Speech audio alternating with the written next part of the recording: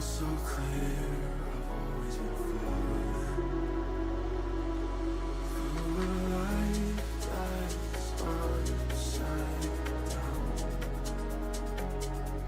Somehow you turn me around. So stay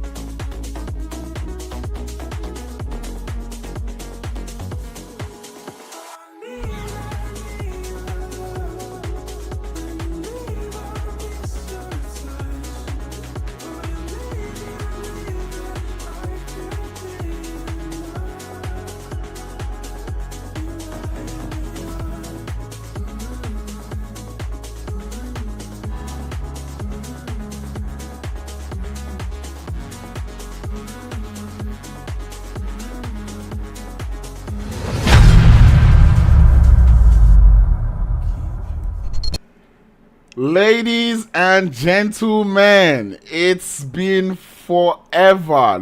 Literally, it's felt like forever since I've been on this platform. And what is that? That is my cap. Well, those are my caps and my pillows. But anyway, ladies and gentlemen, welcome back. Maybe not welcome back. It's just more like welcome to the Insider Pro League, brought to you by Insider Africa. I feel like Insider hasn't hosted something in a very long time, and it just does feel good to see that Insider is back. Teams out here are participating for $100 cash. Maybe not cash, but you get what I'm saying.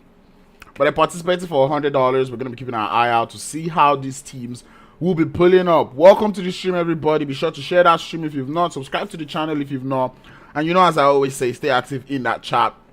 I'm going to be having 4 games today. Erangel, Miramar, Sandhawk, and then Erangel. You know the way the drill goes. But we're going to be having a whole lot of fun, and I know you're going to have a lot of fun too. I feel like I've forgotten how to cast, so be sure to teach me how to do that in the chat. I look good, by the way, and I hope somebody says it. But that being said, let's get into the game, as we already have the first game of the day getting started here. Kind of had some new configurations here and there, but hey, I don't know. I'm really vibing with the way I'm looking right now. So let's not talk too much. Let's get into the game. Welcome to game 1. I'm so glad to see that, or to see actually, because I can see here that you can hear the sounds of my game, and I'm not having any production issues. So thank you. More like thank God.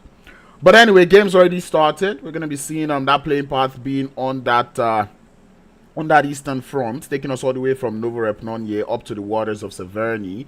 It does look like we'll be getting a couple of hot drops straight off the bat, or right off the bat, or right off the jump, But We're keeping our eye out, seeing what these teams have got. Today, we're going to be playing Erangel, Sandhawk, Miramar, and Erangel. It's a 2-day final, so you've got to make it count in the 8 games that you've got. Participating teams today, we've got the side of AFRO ESPORTS, Team Apex, Active Gaming, 1011 Gaming, Fugitives, Pay in Africa, Team Ruthless, Team Unlimited, Rage Shield Gaming, Dare Esports, Team Inspire, No Gaming, 4 Toxic Killers, Star Esports, SHQIPZONE, but I'll just pronounce that as SHQIPZONE, SWAT 69, and E17.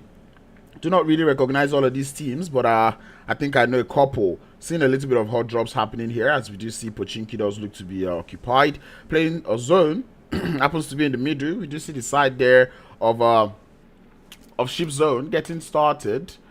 They're getting started with the side there of who are they going up against? They're going up against Team Unlimited. Has already started to see shots coming in through. One knock is already found, and a thirst would go follow suit.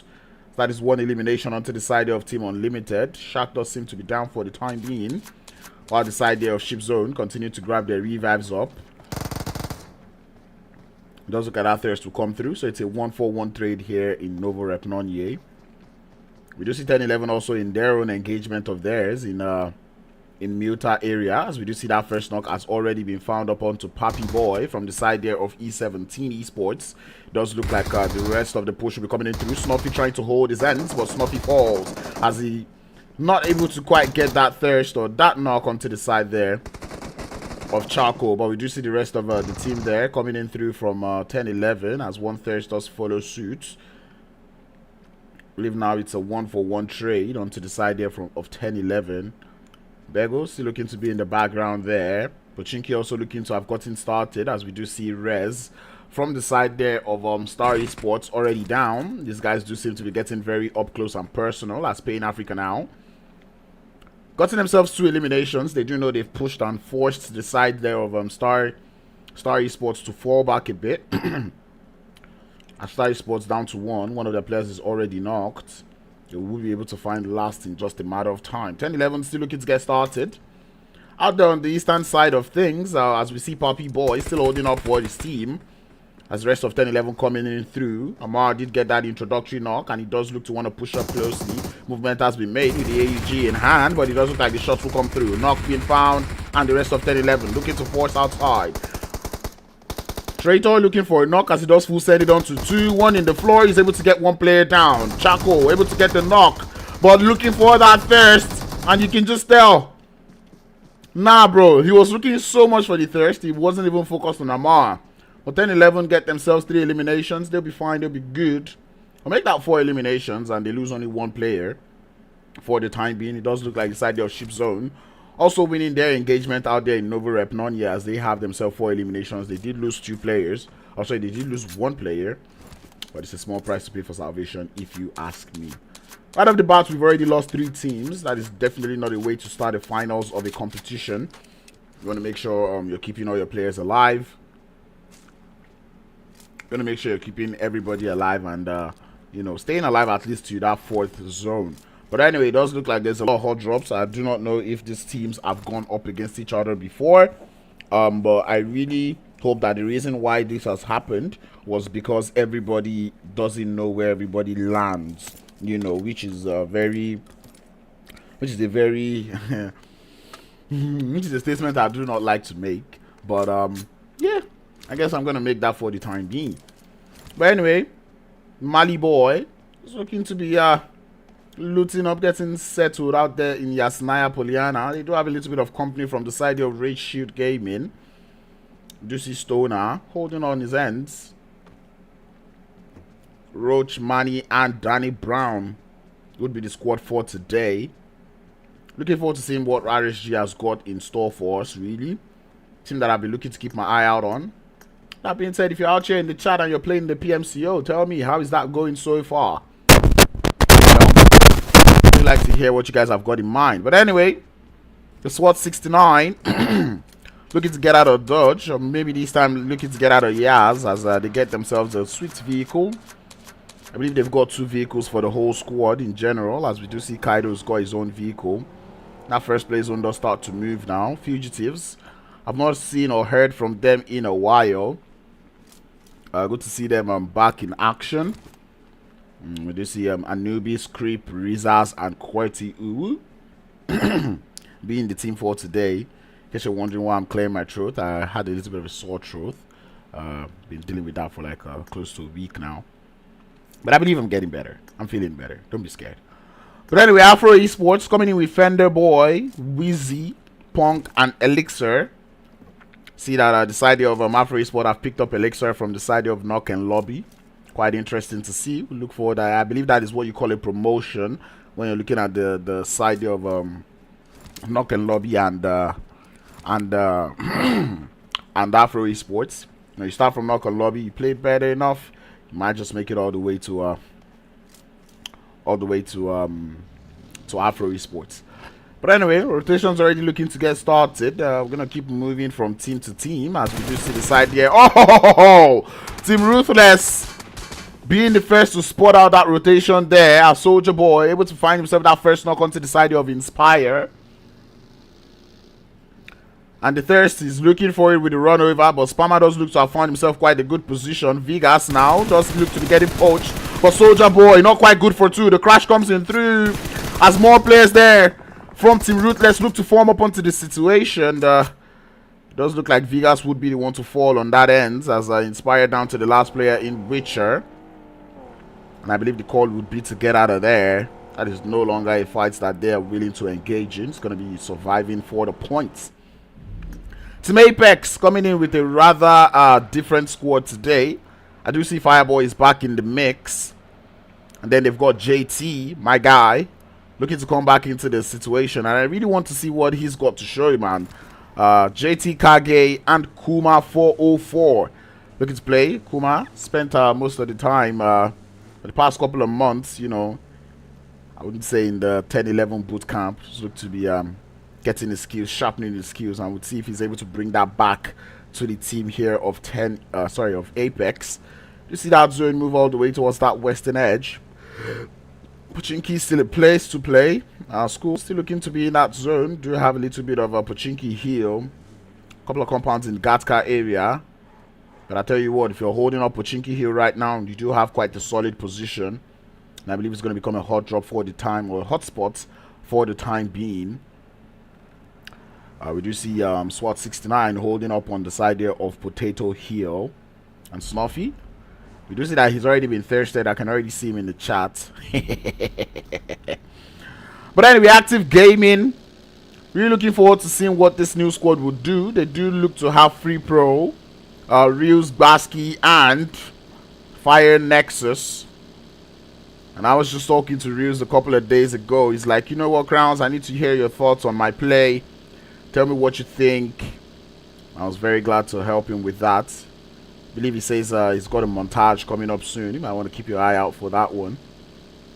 But anyway, side there of Active Gaming already looking to embark on their rotation out there on that northern edge, looking to infiltrate from that west. As we do see Basky leading on that rotation.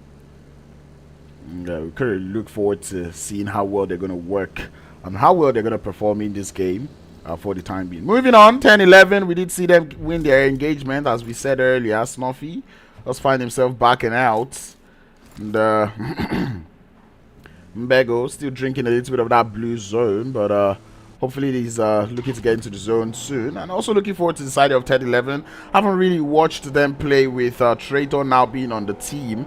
And we look forward to seeing how well he's been able to mix with the team and see how he's going to work. But anyway, Henry, I have got to tell you, your prediction was pinpoint. 10-11 to have first blood, and indeed they did. We did already take a look at Fugitives. Right now they do look to be holding towards the side of Rozok, looking to still get looted up. Not too far away from the zone, so they should be fine.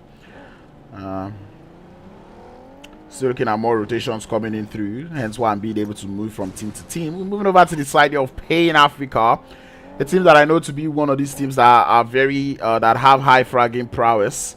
So we do see Gelato, Porny, Venom, Vix, and Ammo. I believe that was Ammo's.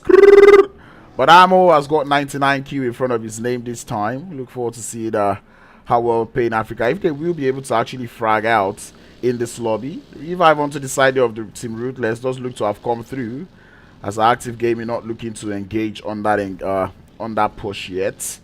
Did get that first knock, but it doesn't look like that is something they really want. Spain Africa already finding their way all to Pochinki Hill. Going to hold up quite nicely over there. Love it. Team Ruthless, they did lose one player to a knock, but they able to get themselves back up. Holding up with 2 eliminations so far. Gotten up courtesy of the side of Inspire. And for a team that came in with a 3-man, I would say they are doing quite well, you know. But anyway, they do have the side of Active Gaming right by their doorstep. It's only a matter of time before Active Gaming will decide to crash into this compound. I think it's a situation of just watching what is going on with that zone. You see Fugitives rotating very close to the side there of Team Apex as we start to see some engagements coming in through Fugitives. Taking a couple of shots as Team Apex now also decide to stop. Stop to look for some of those players there. Kage, you're not going to confuse me. Thank you. How many is my eyes? But anyways, pretty much everyone just feeling each other out. SWAT 69 still holding it up on the top of Potato Hill. I'm enjoying how they're holding their ends over there. I love it. Side there of Red Shield. Looking to be on the side there on the bottom of Potato Hill. As Team Apex do make their sweet entry onto the side of Potato Hill. Kaido does look to have lost quite the number of HP as the rest of Team Apex do form up. Kage does look to be in the background. Spots that man getting into the vehicle, but Kage would be able to leave, but Jaser finds the first knock. Kaido very low on HP, and it's only a matter of time as here comes Fireboy for the distraction. Kage finds the second knock, and Fireboy is here for the crash. Kuma also here for the support. Lead man trying to hold his hands, but down he would go as the side of SWAT down to just the one player in Hellboy. Holding down his hands on the bottom of the hill, looking to go up for the push, looking for the knock up onto Kage. Moves towards the side. Kage gets the jump shots, not quite able to get to connect. But Team Apex get the sweet wipe with 1 elimination apiece for every player there. And Red Shield want a little bit of the third party, but he did read those skill feed well to see that it was only one side that was getting all the knocks as Team Apex start to smoke up while they get themselves refreshed, getting those reloads back on. And Red Shield looking for the knocks, but Kuma finds one. Manny driving by. Same thing can be said about Danny Brown, but Manny stops, looks for one knock, but Jaser finds him as JT finds the knock. Danny Brown looking to hold on his ends as he drives away from the situation, but no, it looks like Danny wants a little bit of action. Does look to be doing quite a lot of driving right now as he does look to stop to pop. Grenade in the hand as Roach does look to support from behind. Danny Brown just trying to launch out those grenades to prevent that push coming in through. Fireboy does look to be already finding a flank, and Danny Brown going up 1v1 up against him, but Fireboy good for that knock as he gets him down. Stoner now the last player left, and it does look like the JP card would be the option now as he gets into that vehicle looking to get out of dodge, but it's not done yet as SHQIPZONE do continue the fights now with the side there of Team Ruthless. Ketsu already getting his knock down, but Pain Africa looking to get a little bit of third-party action into this position. They did get themselves quite the number of third-party shots to come in through, so they're still in a little bit of elims. SHQIPZONE finding themselves a little bit of eliminations as Stoner just drives by. Soldier Boy, the last player left for Team Ruthless, and we're down to 11 teams with 33 players as Stoner finds himself a little building to call home. Team Apex now looking to find or make that Active Gaming. Looking to find himself in a little bit of a skirmish with the side of AFRO ESPORTS. Wheezy driving away in the background, but Nexus falls as Fender Boy is able to find himself that good angle. Free Pro doesn't look to like what is going on that end as they spread out a little too thinly. The rest of AFRO ESPORTS would be able to drive away. Fender Boy did get knocked, but it does look like Punk wants a little bit of revenge. Spots the smoke out there looking for the run over. Not quite able to find it as Basky starts to take some shots. But Punk is going to be forced to stop. But no, the run over comes up successfully. And he finds that one knock. Active Gaming down to 2. But more shots coming in through as both teams hugely spread out. Reels, the last player left for the team. We've seen this man be the one-man army. And he does look to stop in his track. Finds the shot up onto Elixir. And he finds it. But the AFRO ESPORTS team spread out very widely across the fields here as they get themselves 4 eliminations and send Active Gaming packing. Zone centering up quite nicely as Potato Hill continues to look like a strong position. 10-11 holding up on the south with Fugitives on that southeastern edge. Just see Red Shield down to just the 1. No Gaming still holding it up. We do know them to be a team that knows how to you see what I did there? I kind of knows how to hold on to their ends, and I can see my Apex boys Zemtech! Says Agbanoku Cluster. You know the vibes. But ultimately, no gaming coming in through. And I do have one of the no gaming alumni in the chat. It's going to be O9 Chip. Hopefully, he's proud to see his boys here, provided he still recognizes them. We do see Mimoso, Milan, Mercy, and Brand. They might have renamed, but some of these names I'm not really familiar with. They do look like French. But anyway, that zone centers up quite nicely again, pushing us all the way towards that eastern side. Apex do look to have quite the position on Potato Hill, and this is one of those situations where you cannot go wrong with Potato Hill.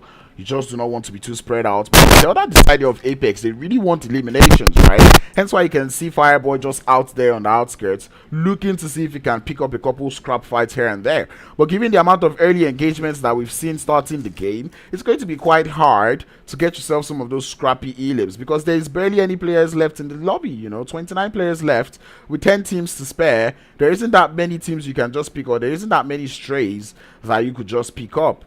But anyway, speaking of picking things up, their esports might have just been spotted there. And AFRO esports looking to see if they can pick up a couple more eliminations. The vehicles may have just given their esports away. But AFRO esports not in the zone. It's going to force them to have to make some moves, as Stoner now does look to be getting approached by the entirety of Pain Africa. He's got third party coming in through from Ship Zone. Has one player does fall. He's good for two as Stoner holding up in FPP mode. Not something we see one too often. Vehicles currently getting destroyed as the rest of Pain Africa now form up. Jump shots looking to come through from the side of Gelato, but he's not quite sweet enough to be able to thread those bullets through. Stoner finds the Molotov to get a little bit of the thirst. Just look to be burning, and Stoner getting Gelato with that little bit of a thirst. That grenade is good as he does bounce it off the wall. It's a good one. Not quite able to get the knock just yet, as the rest of Pain Africa still holding it up. That's a good one. That is an even better nade. But he's not quite able to find the knock just yet. But Stoner, he realizes he cannot go outside because the third party is a little too much. But anyway, Venom is down. Point is here for the revive. As Stoner still continues to launch out those grenades. Looking to hold his end, but Pony losing the patience, feeling confidence in the DBS. But Stoner, he's good for yet another member for Pain Africa. Now Amo wants to try his luck, but he's losing a whole lot of HP. He's not going to let it stop him as he's able to get the knock. And maybe we'll be able to grab the revive, provided Ship Zone do not continue to put in those shots. But man, Ship Zone, they're doing quite a lot of work. 5 eliminations to the name. And the zone centers up on the side of Team Apex, but in the blue zone, there is Sports holding their ends against the side there of Team AFRO. As AFRO esports lose 2, down to just the final 2 in Wheezy and Elixir. Driving away to see if they can find themselves a place to call home in that zone. So we start to see Elixir trying to let those shots fly. Wheezy makes it into the zone. And Team Apex, they might just be welcoming everyone who wants to get into that zone from now onwards. Bego now finding himself getting approached by some of the players there from Ship Zone. Bego down in the ditch now. He's got a grenade being pulled up, but he does get a grenade to his face as he falls. The thirst is what Larix is looking for, but the cover fire is quite excellent from the side of 10-11 as they're able to get that trade. The rest of Ship Zone, now they have to make a move. King gets out of the building, out in the open, taking the shots towards straight up, but not quite able to thread it correctly as the rest of 10-11 look to find that revive onto their players. K2 in a lot of trouble as Traitor finds the knock and would find the instant confirm to follow suit. King, the last player left now for the side of Ship Zone. 5 eliminations to their name, but I guess that is going to be the end of the run for them. And I've got to say, their esports are holding up quite nicely, even as a 2-man squad. But anyway, will you continue to see more? As No Gaming spreading out, they've got the numbers advantage. But I still keep saying the Team Apex being in the center of that circle is not nice at all. They did lose Kageon in earlier engagements, but already up by 7 eliminations. They've got their eyes on the side of No Gaming. They have quite the control on that southern edge. But anyway, No Gaming looking for shots onto the side there of their esports. But I promise you, their esports are not looking to go down without a fight, as they've been holding up very, very strongly today. As a 2-man squad, up by 3 eliminations. They did get a knock up onto the side of Milan, so that elimination count would be increasing to 4 by the time that blue zone chunks up the complete HP. But now they're driving into the Devils. The Devils, they do not know in the side of Team Apex, as they draw closer, but not too close. No Gaming still being on friendly neighbors now. Grenades looking to be the next options in line, as AKM shots would come through from their esports. Looking for some of the players there from No Gaming, as me not quite able to find any of those shots to connect through. He's aware of where the brand is, and he definitely knows those smokes, they're not doing too much in terms of cover. Apex still doing quite the number onto the side of Pain Africa, as Pain Africa down to 1. Player currently drenched in that blue zone, as No Gaming now continue to look for the shots onto the side of Team Apex, which is very surprising because their esports are just very close to them and they're not even focused on them. Afro Easy though looking to play spoiler for the side of their esports, as he's able to find one knock, looking for the second, and he would find it, and that would be all for their esports. 6 eliminations to the side of Afro esports. Kuma holding up on the top of the hill, as here comes Fugitives to do a little bit of third party action onto the side there of Team Apex. It's Apex down by 1. We're down to the final 6 teams, and things are scattered all across the side of Potato Hill. Kuma down in the grass looking for yet another knock, as the side of 10-11 do look to send it quite closely. Bego very low on HP, as his HP is not been brought back up just yet, but look at the barrage of grenades. It's excellent from the side of Team Apex to clear out the side of 10-11. We're down to the final 5, but we start to see more shots coming in through, as No Gaming find their way into the zone. 2 eliminations to the name. They're feeling strong, but there is that snake in the blue zone. It is the side of Pain Africa, and Venom starts to rip.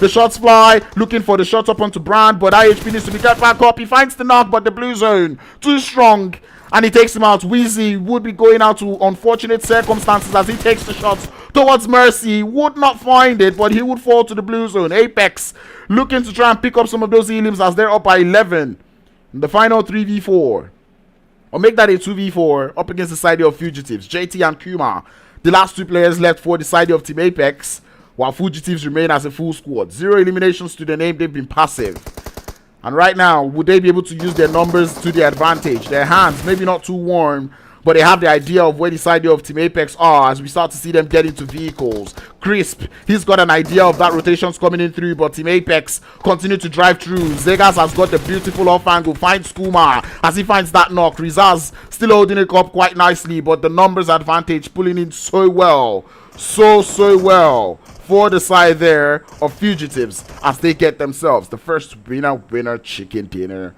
of the day.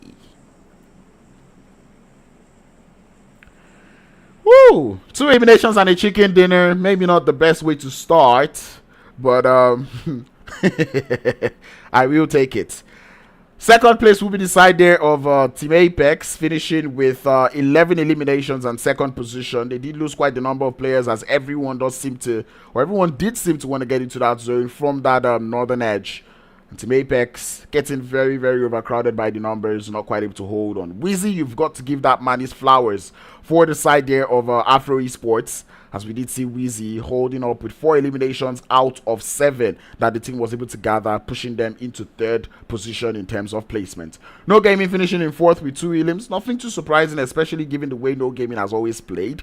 I do know them to be that team that likes to go for those placements. They're not too aggressive so far, but hopefully they can show me that aggressive prowess that I've been asking them for the last couple of days. And yes, Stoner almost got that wipe. I'm really surprised he didn't. But anyway, Pain Africa holding up quite nicely, but unfortunately became very troublesome when they had to make their exit out of Pochinki. They did finish in 5th position with 7 eliminations to go alongside the 10-11 finishing in 6th with 4. Sorry, make that with 7 elims. 7th is going to be Dairy Sports, going down to 4 elimination, courtesy of Mass Duke. That man did hold up quite nicely for the team, and Dairy Sports, even as a 2-man squad, they were able to put in a whole lot of work. I would hope that they have more players so they can play better.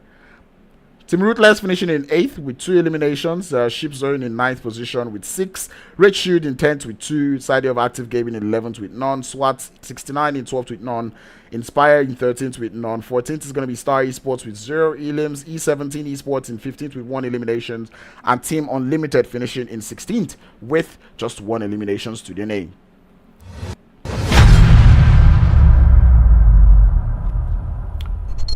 and talk about a way to start the games, man. It was a very nice one. I enjoyed the way these teams played that one, especially the side of Team Apex. I enjoyed seeing them play that well. Pain Africa also did give me a little bit of a spectacle. SHQIPZONE, that is also another team that I enjoyed how they played. 10-11 also did do well, and I can already see that these finals, everyone's hands are already prepared. They kind of know what the lobby feels like. A couple of teams not quite able to get themselves up to speed just yet, but I believe that they will be able to do that going into the next couple of games. And that being said, not just up to speed, I want to see more eliminations. I want to see teams play more tactically. But that being said, no long talk. It's still the Insider Pro League. I'll be back with more of the action. We'll be moving into Sandhawk, I believe, next, so do not go anywhere. I'll be right back. Okay.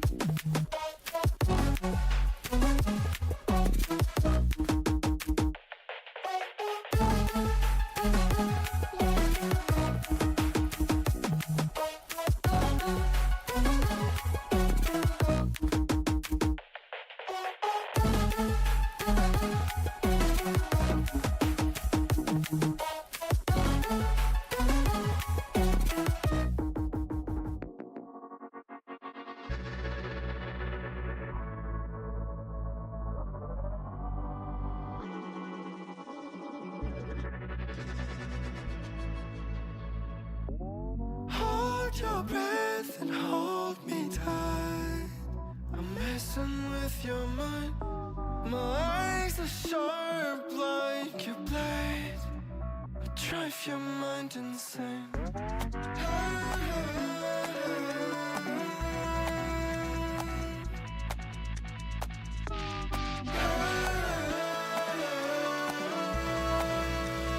Drive your mind insane.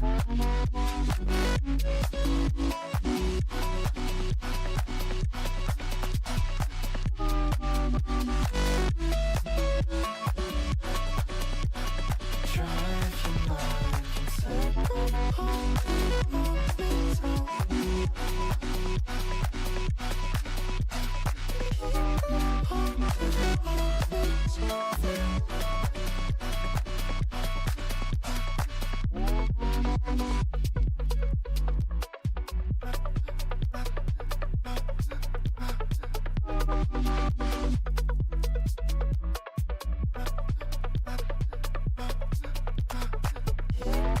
Hold me tight. Hold me tight.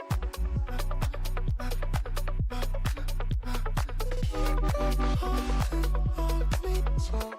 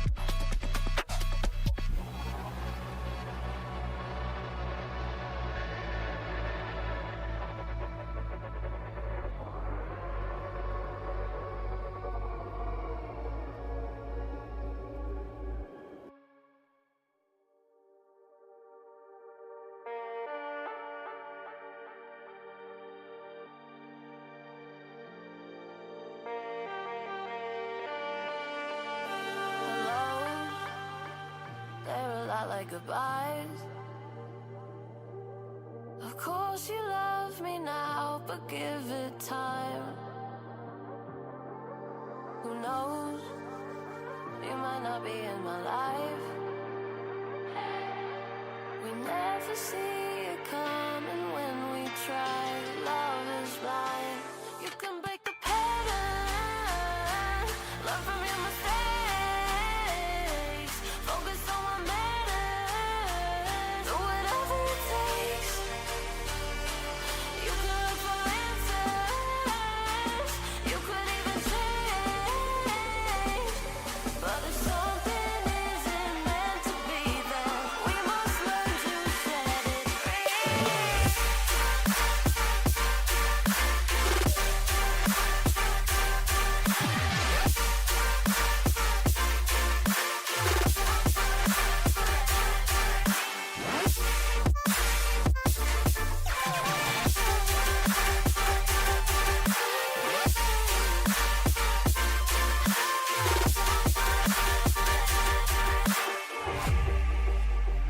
And I'm not negative, just realistic. I'm not a pessimist, I'm indifferent. Oh, dear. We never see it coming when we try. Love is blind. You can break the pattern, learn from your mistakes, focus on what matters, do whatever it takes. You can look for answers, you could even change, but if something isn't meant to be, then we must learn to set it free.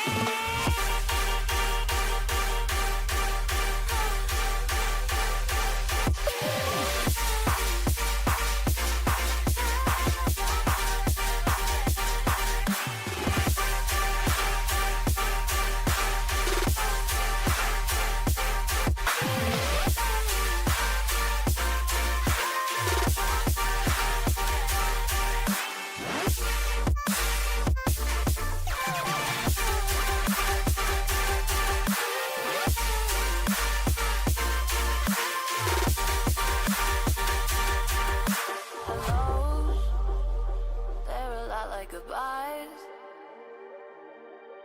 Of course you love me now, but give it time.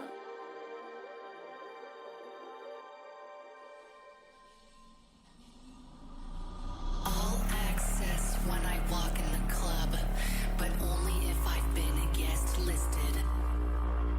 All access when I walk in the club, but only if I've been a guest listed. Walk in the club, walk in the club, walk in the club, walk in the club.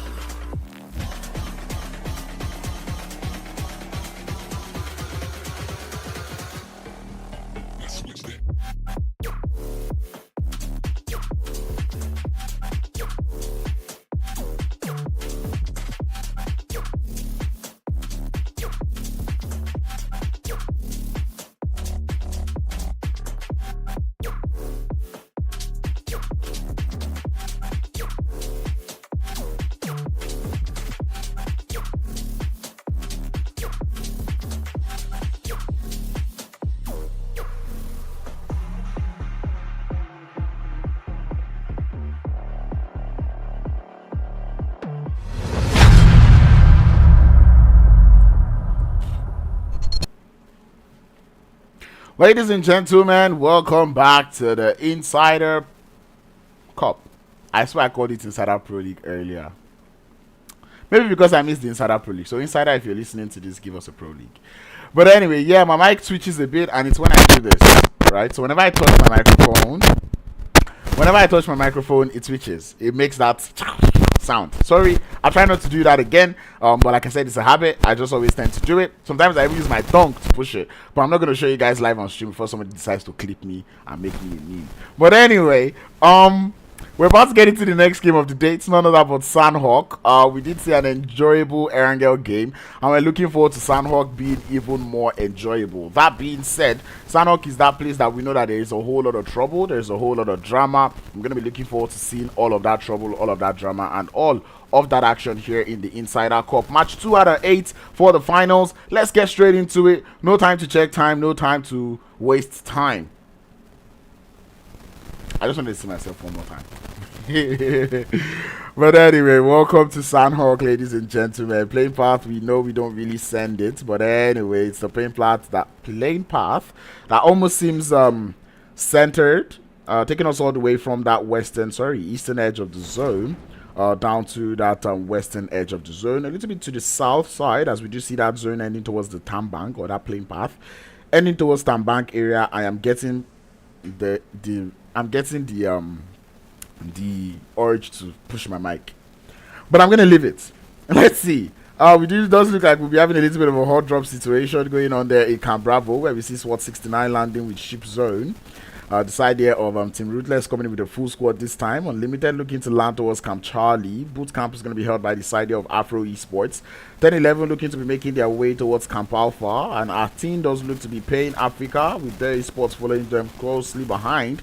Something can be said about Fugitive Esports, as they're also looking to be headed towards that direction. Fire, Nexus, and the side here of Active Gaming looking to land in Sami, with Painan now being completely empty. Inspire holding up onto the side there of Ruins, and it's quite interesting to actually see that there is no team out there in Painan. No team in Painan, no team in Paradise. Kampong is empty, yet we're seeing a little bit of hot drops, and I'm really hoping that most of the teams that are in hot drops today will decide to change their landing location. Anyway, Star Esports looking to be in Camp Alpha with the side there of 10-11. As a Star Esports, I've got all 4 players in there. Same thing can be said about 10-11, with Trader and Bego being the first players in line. It's one of those fights that you get a little bit isolated. That zone does look to be towards that southern edge, but it is one that could still pick a different side. But that is what's going on in Alpha side. In the side here of Camp Bravo, we've got the side here of SWAT 69 looking to go up against the side here of Ship Zone. We did see Ship Zone be one of those teams that know how to defend a drop location. Pharaoh, I don't believe you're bad, by the way. To defend the drop location, we saw them do that in the first game of the day, and we're hoping or looking forward to seeing them do that again in this game. SWAT 69 did not quite get the best of games to start today with, but we look forward to seeing them even play better for the next couple of games. Fugitive Esports getting themselves that first knock, as their esports now lose 2 players onto that engagement. Me now does look to be in the vicinity looking for the shots, but he's taking shots from the outside of the building, and the push is going to come through with the DBS. And indeed, there me would fall, with Dami now being the last player left. And he's holstered his weapon, faced the opposite direction, and he's on Canlet. I sorry for Jukes. For Jukes in the chat. What's up, my guy? But anyway, I've got a couple of my newly made friends in Apex, and they're out here in the chat. I want to cry. I feel emotional, you know. But anyway, that is going to be all for the outskirts of Camp Bravo. For the outskirts of Camp Alpha. In Camp Alpha itself, there's still that engagement. Someone has swallowed a grenade, and it is Linus. At SWAT 69, even the Tides. It's now a 3v3, provided the side of Ship Zone not able to get that revive. SWAT 69 looking very, very looking to push up closer to this fight. It does look like they do not want that revive to come through, as Hellboy just continue to keep an eye out on that revive. He definitely knows there's something going on there, but crossing that place is going to be very, very hard. 10-11 down by 1, make that 2 as Bego falls. And the rest of Star Esports looking to continue on the engagement, as Rez finds that knock up onto one of the players, but Traitor, hot on the chase, finds the knock. Looking for more of those shots. Spots the DBS in the hands, but he's got the S12K. Door is being closed, but it's too late as the desync does coming through. Amar will fall. The last player left is Traitor for the side of 10-11. As he does continue to move around. The revive does look to be something that is on the mind there of Star Rez. But man, Traitor, he understands what is going on there. Looking for that push. The pre-fire is in the wrong direction. Looking for the shots. Going to be able to find one. The rest of the team looking to come through. But that height advantage is very, very clutch.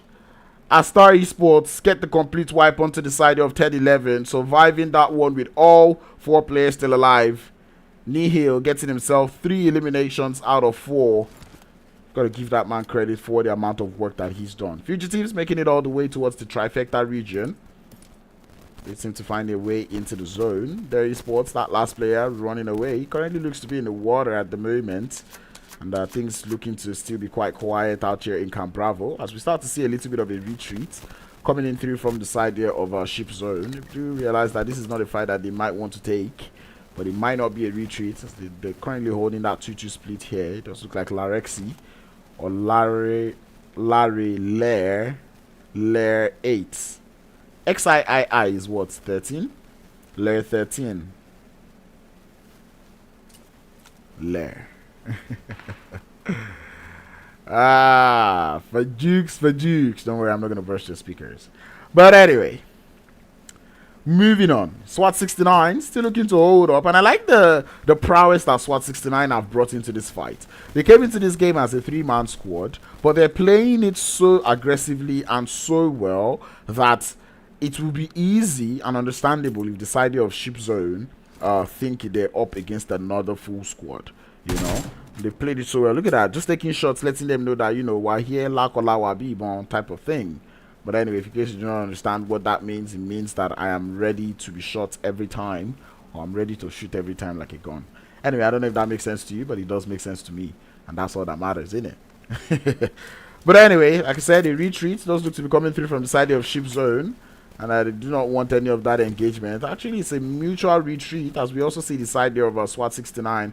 They're like, okay, sparring session over, we can start to fall back now, and ultimately, they will need to start that rotation quite quickly. Unlimited now, looking to find themselves in a little bit of a skirmish as Fugitives find a knock onto the side of Team AFRO.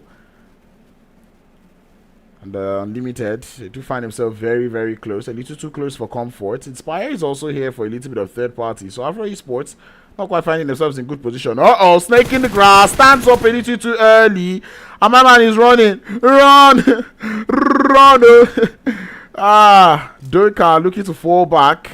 Grenades already looking to be prepped for him as Fuchio does have that one cooked up. Sends it out. A little too far. It's the rest of Unlimited looking to form up onto this fight. This Sandhawk, I wouldn't be surprised if they want to take that fight this early. No Gaming does look to be in the outskirts as you do see Unlimited looking to move closer and closer. Ready the OP. Looking for that off angle. See if Gaming might also pull into the situation here as Doka continues to draw the attention of the side of Team Ruthless, and indeed it will work as Loredi, make that ready, finds himself that first knock onto the side of Team Ruthless, and this is where that push would start to come in through, and they will start to draw closer and closer. We can already see Doka just looking to hold on, but Active Gaming coming in from behind as Baski finds that knock. Unlimited now reduced to 3. Now he knows what it feels like. Lordy or Reddy still looking for that flank angle, but Active Gaming not quite making things easy for the side there of Unlimited as Reddy now the last player. Actually, Reddy and Zabar, the last 2 players left for the squad. Oh, grenades already landing towards Zabar. And if Zabar is not careful, the side of Active Gaming might just spot him out. It does look like Nexus might have a little bit of an angle. The side there of Ship Zone looking to get started in that blue zone as Papi Boy does fall for the side there of E17. Mali Boy has been spotted. Shots going out. He's like, pick me if you dare. But it does look like that player is not willing to have any of that. But shots coming in through. The Thirst would follow suit. As he says, Ship Zone or somewhere in the vicinity, looking to get a little bit of third-party action through. I know that happened to be one of the closest players to the vicinity. The same thing can be said about K2, my 12. But anyway, it's out here. We call them the Blue Zone Warriors as they do look to still continue on the fights. Unlimited down to just the 1.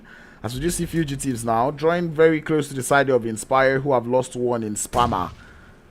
The rest of the Fugitives not quite looking to draw closer as they're launching the grenades from range. Inspire would get into that vehicle. They do not want any of the trouble anymore as Reacher starts to drive out of there. HP very, very low, but he's still going to make it out regardless. Spain Africa in that blue zone with the side of Star Gaming. We look forward to seeing them getting started with the fight real soon, as Active Gaming or the 2-2 split, which is currently not working quite well for the side of Team Ruthless. And anyway, Inspire. Kind of enjoy the name behind Inspire, really. But anyway, kind of like the idea behind it, and I can understand why they named themselves Inspire, being that one team that qualified from, from Ghana to represent their region, or being that one team that always qualifies from Ghana to represent the country. It is worthy to call themselves Team Inspire. They're inspiring the youths. That was such a close nade on to Falcon, and he definitely knows what is up now, as Active Gaming now. Oh, find the grenade as Basky is too Basky. Gets that one knock onto the side of Team Ruthless. One player falls. Fuchio now looking to be getting up. Oh, what are these nades?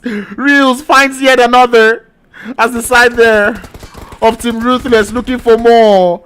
As Reels goes for the drop shot, doesn't quite find enough, but here comes the rest of Active Gaming to clean things up. 5 eliminations and the grenades from Active Gaming. That is a Omoyakwayaski to Basky, bro.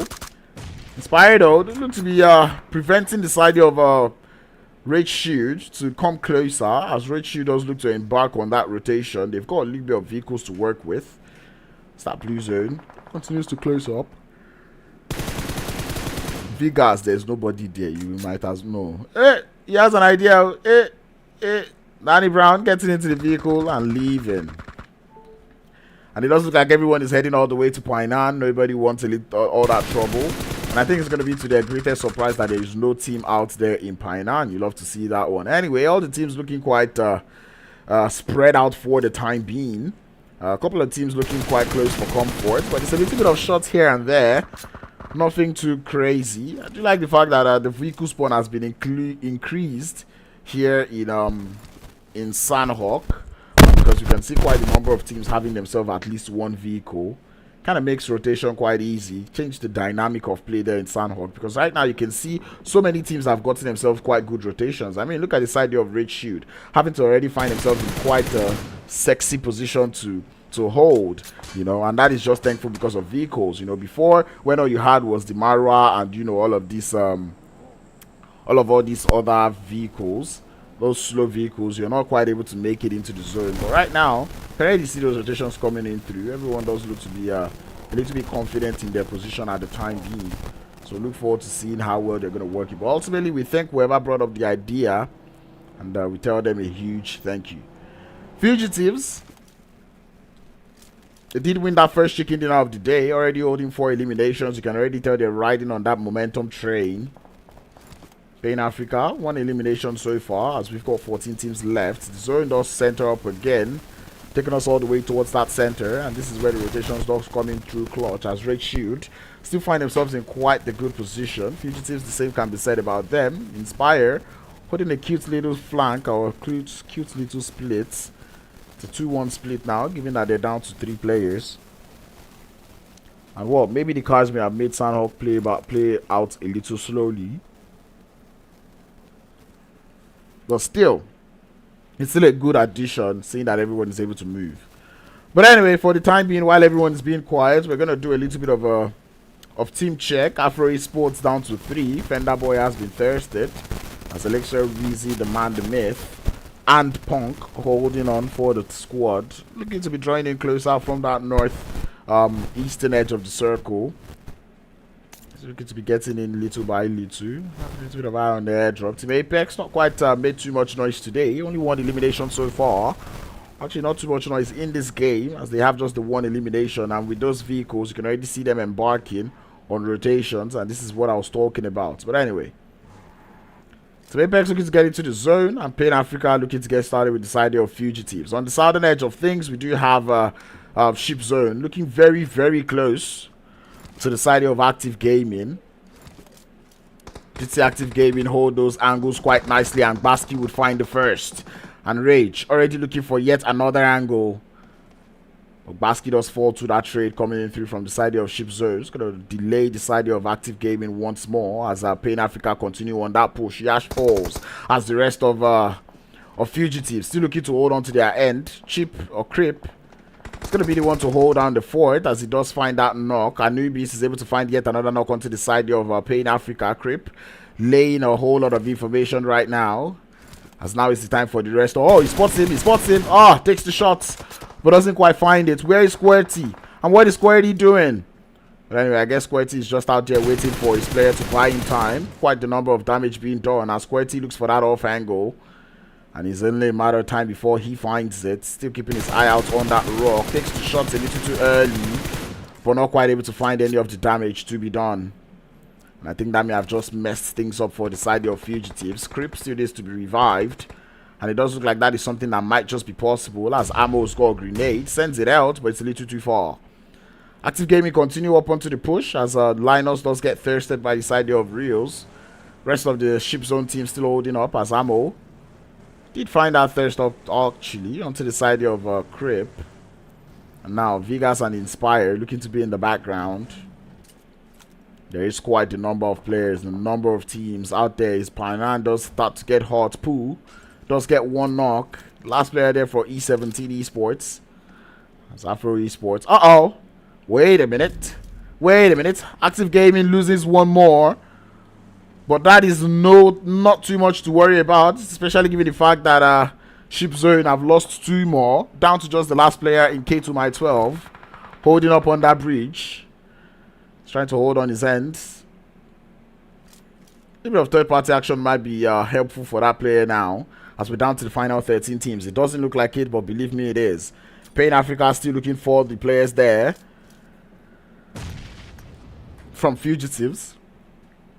Revives do look to be coming up through. As Pain Africa, they know that's a very sexy grenade, but he doesn't quite find the knock just yet as Ammo now starts to look for that off angle. He knows they're definitely behind the rock. Shots come through. One player does get spotted and down he falls. Yash pushing him quite closely. Gets the S12K into the face. And that'll be 5 eliminations to the side here of Pain Africa. You love to see it. No gaming out here on the eastern edge. It do look to have taken a little bit of third-party shots coming in through. As K2 My 12 does get spotted in the water and down he falls as Brand gets himself that first elimination. Some Apex on the south as Active Gaming down to just the... Actually, still up as a full squad. Just rotating in one vehicle as they now wander into the sights of the players there from Raid Shield. Molotov starts to fly. Raid Shield. They've been holding themselves in quite good positions from the beginning of the game.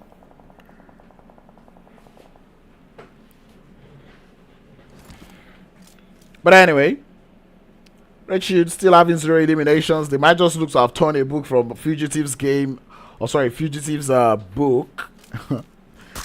But on that northwestern side, we've got Inspire looking to take out some shots onto the side of Pain Africa. Venom would fall first. Witcher is also down, so it is a trade, but not the most even of trades yet. As Inspire down to 2, while AFRO, or sorry, make that Pain Africa down to 3. Couple of players in the blue zone. Dami still alive for his team. And Pain Africa now knowing that they need to thread carefully. Already up by 5 eliminations, but they cannot play too carelessly. But Porny looking to draw closer. Vegas definitely has been spotted.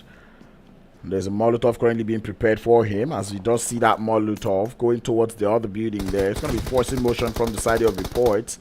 As more shots coming in through. Active Gaming getting started with the side there of Rage Shield as one player does fall for Rage. And here comes the rest of Pain Africa as Ammo looks for a little bit of that shot. Trying to draw the attention of the players there from Inspire. Does look to be working out quite nicely as they're able to get themselves quite the number of information. A couple of skirmishes might be occurring on that north, but it's a bunch of solos. You can already start to see it as Weezy finds that confirm up onto Kaido. It does look like SWAT 69 finding themselves in a 1v1 as Mali Boy very low on HP behind the vehicle. It's been quite friendly neighbors with Weezy, who is going to crawl towards him, and yep, that is 3 eliminations that he'll take all day any day. Star Esports not quite happy about that one. They definitely heard those shots. But putting back to Inspire now, who's getting pushed. Reports looking to be getting pushed by the side of Pain Africa. DBS has been used to let him know what is coming up for him. The S12K has also been used to send the memo as Inspire down to just the 1, or at least 1 for now. Off angle is coming in through from Vegas as he starts to push into a little bit of damage. but Vegas doesn't quite fall. My MS is high. I'm on 460. Who did I offend? The grenade lands and it's going to be report falling. I do not know what is going on, but I know Vegas is in the floor, spitting white a lot, and down he falls as Pain Africa continues on the rampage. 8 eliminations to their name. That zone pushes to the north. Active Gaming has to move. No Gaming is in a lot of danger as Active Gaming now spots them. Red Shield also wants a little bit of those No Gaming players. It's Danny Brown now. He definitely knows there's someone peeking at him. Oh, Basky to Basky. Get to find a way into the zone. And the same thing can be said about the entirety of Active Gaming. There's a lot of trouble now. With Reels holding it up. 3 eliminations already to his name. Rage not having quite the elims just yet as Spain Africa now. As I said, they're continuing with the skirmishes, but now they get started with the side of Apex. Fireboy falls first, and there is a trade. Well, actually, maybe not yet, as Red Shield does get started with the side of Active Gaming as they start up with the push. One player already down for the side of Red Shield is going to be Roach. Down to the final 2 players as Active remain as a full squad. Danny Brown turning his back on the ups like Priest would say, and it doesn't look to be working out quite nicely as the chase is there. The DBS wall coming in front, and it's the M4 shots from the side of Reels to find the knock. As Red Shield now down to the 1 in Stoner once more. We did see him unlock a little bit of a clutch factor in the last game. Can he do it again? Takes a couple of shots as he's fighting multiple squads. Kage is in his line of sight, but the grenade lands directly on top of him from Active Gaming as he falls. Active Gaming out. Oh, sorry, he's still alive. Red Shield out on the other ends as No Gaming now want a little bit of the action. Mercy prone in the grass looking for the shots, takes the shots a little too early. 1v2 drop shot would not work as he falls. The rest of No Gaming have to make a move as they continue to suffer damage. DBS is good for 1, looking for more as he's gone the shots, but not quite able to find 2. Oh no, from the side it's Brand.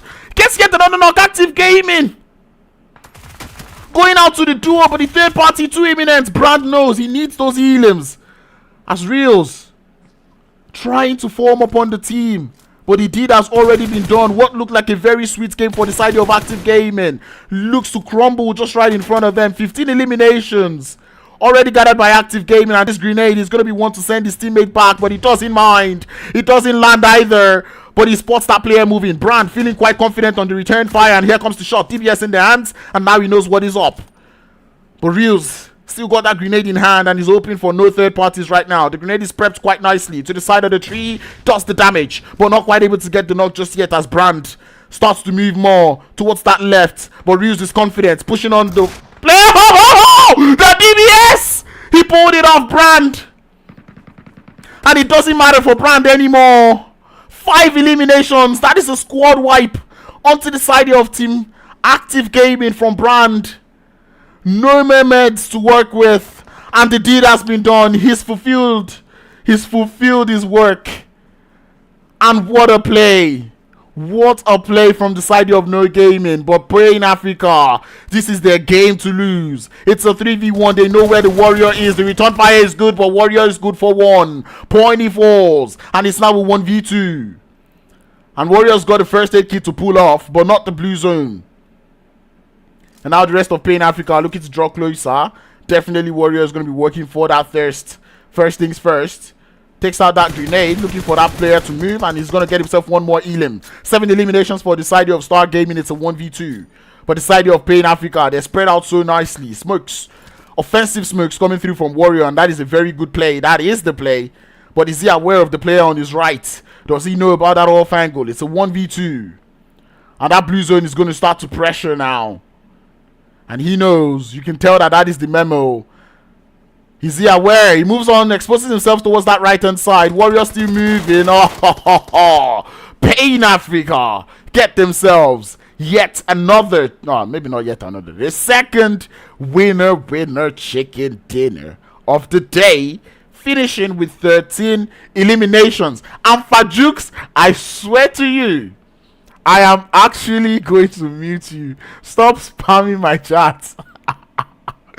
Stop it. But anyway, Star Esports in second position with 7 eliminations. You've got to love that one coming through from them. Started with a little bit of a hot drop situation, but they were able to survive that one. They just showed the side of 10-11 that they were worthy of Camp Alpha position, as they did very well in this game. Third place is going to be No Gaming with 5 elimination, courtesy of Brand, and such courageous play that he was able to pull up against the side of Rage Shield and Active Gaming. You love to see that one that came through from No Gaming, or actually from Brand as a player. The rest of the No Gaming players tried to hold up, but unfortunately it just wasn't enough. Just wasn't enough. Or third place with 5 elims, I'll take it. SWAT 69 in 4th position with 3 elims. Active Gaming doing so much work, so much damage, getting so much elims, but the Blue Zone Warriors of No Gaming came through from behind and did all the damage, stomped on their parade, and it was down to the 1v1 between Reels and the last player there. It was down between Reels and Brand, but that third party too eminent for them.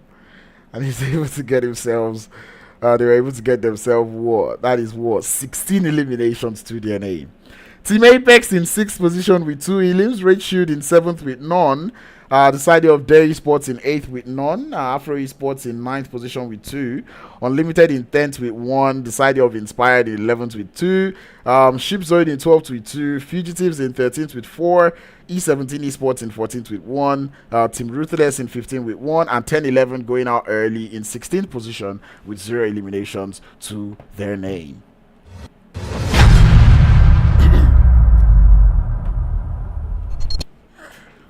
Yo, this was not meant to happen. This should not be happening. This is happening. Oduduwa, leave me alone. But that was basically what that was from the side there of No Gaming, as they did stomp. Nah, that was such a play from No Gaming. They were prone in the floor, and I know it might not be a move that many people would like or be happy about, but still, it was a play. Active Gaming, Fire is happy about how his team is playing so far, and I believe he's not seen the downfall of his team yet. But thank you for the £3. I'm gonna take that one. And I'm loving it. You see people be like Fire. Puts in the money, boys. Puts in the money. But anyway, what a way to play this game. It was such a spectacle. I would always love Sandhawk games. And I'm just rewatching that again from No Gaming. And what a way. What a way. Active Gaming, they came 16 eliminations. I feel like that is enough points for Active Gaming. It's still a good game for them regardless. 2 out of 8 done. We've got 2 more games for the rest of today. Do not go anywhere. I'll be right back with Miramar action for the Insider Cup. See you soon.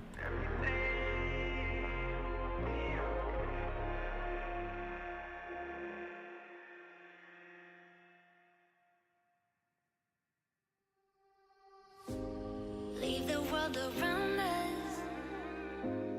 They don't need to know.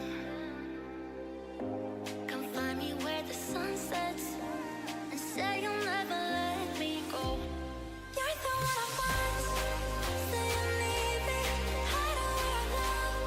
Don't let go. I know you feel the same. Say you need me. 'Cause you'll always be my broken love.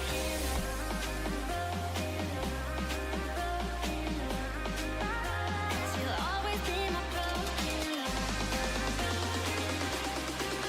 'Cause you'll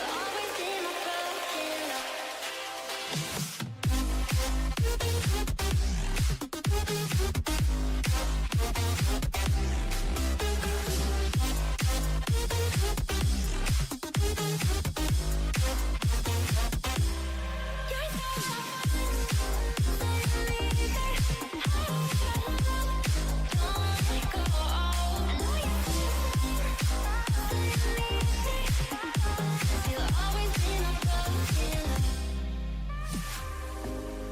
They don't know how we love.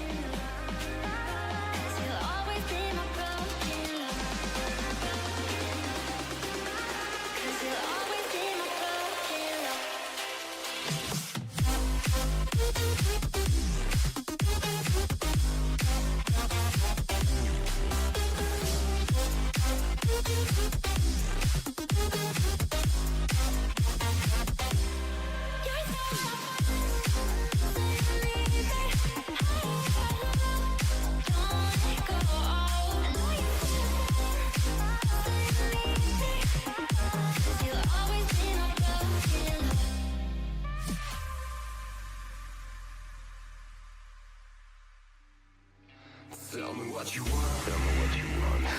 Tell me what you're feeling inside. I just can take you out of my mind. And I gotta wake up without myself tomorrow.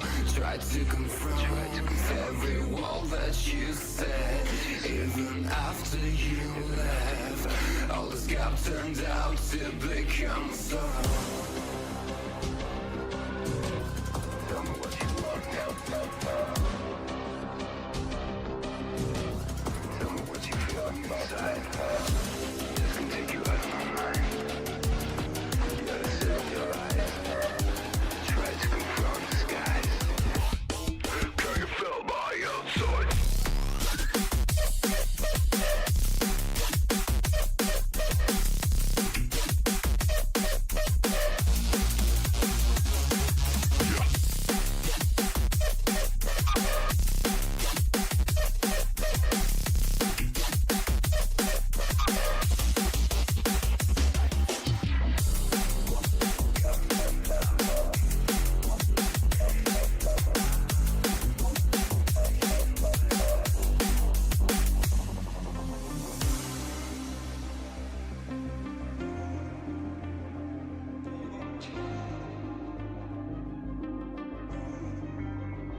But when the night fell, all my thoughts went to sleep. It gets harder to breathe, and I got marked by your eyes now and forever. You're searching your lies, dancing with the disguise. When my hatred will rise, we'll realize that we're never meant to be together. Tell me what you want.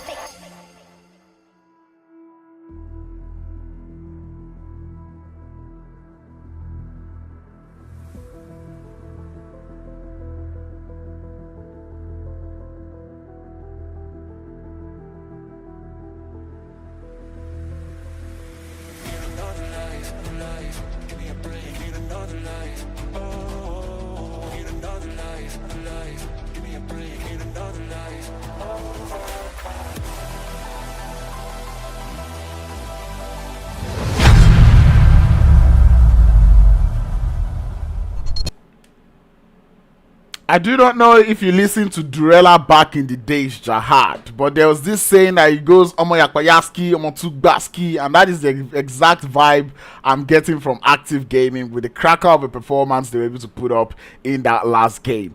But ultimately, we're about to get into yet another game, which is Miramar. And I'm quite excited about this Miramar because I know Miramar to be that map that a couple of the teams that I know in this lobby actually enjoy playing on Miramar, and I see them perform well on that Miramar map. 10-11 being one, Red Shoot being another. Pain Africa, we know them, they would always shoot whenever they're going to shoot.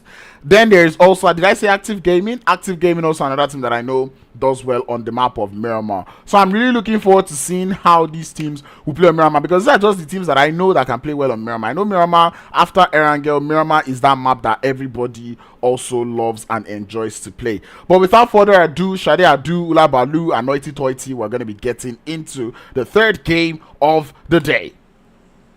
Miramar, the playing path is already pushing everybody into a disadvantage, and for the first time I actually feel like taking off my phone cooler because my phone is actually cold. But yeah, that playing path is not nice, as the playing path is down there on that southern edge, taking us all the way from Puerto Paraiso down to Valle de Mar, meaning places like El Pozo, La Cabrera, Torre Ahumada, Terrabonca, even El Azahar, San Martin.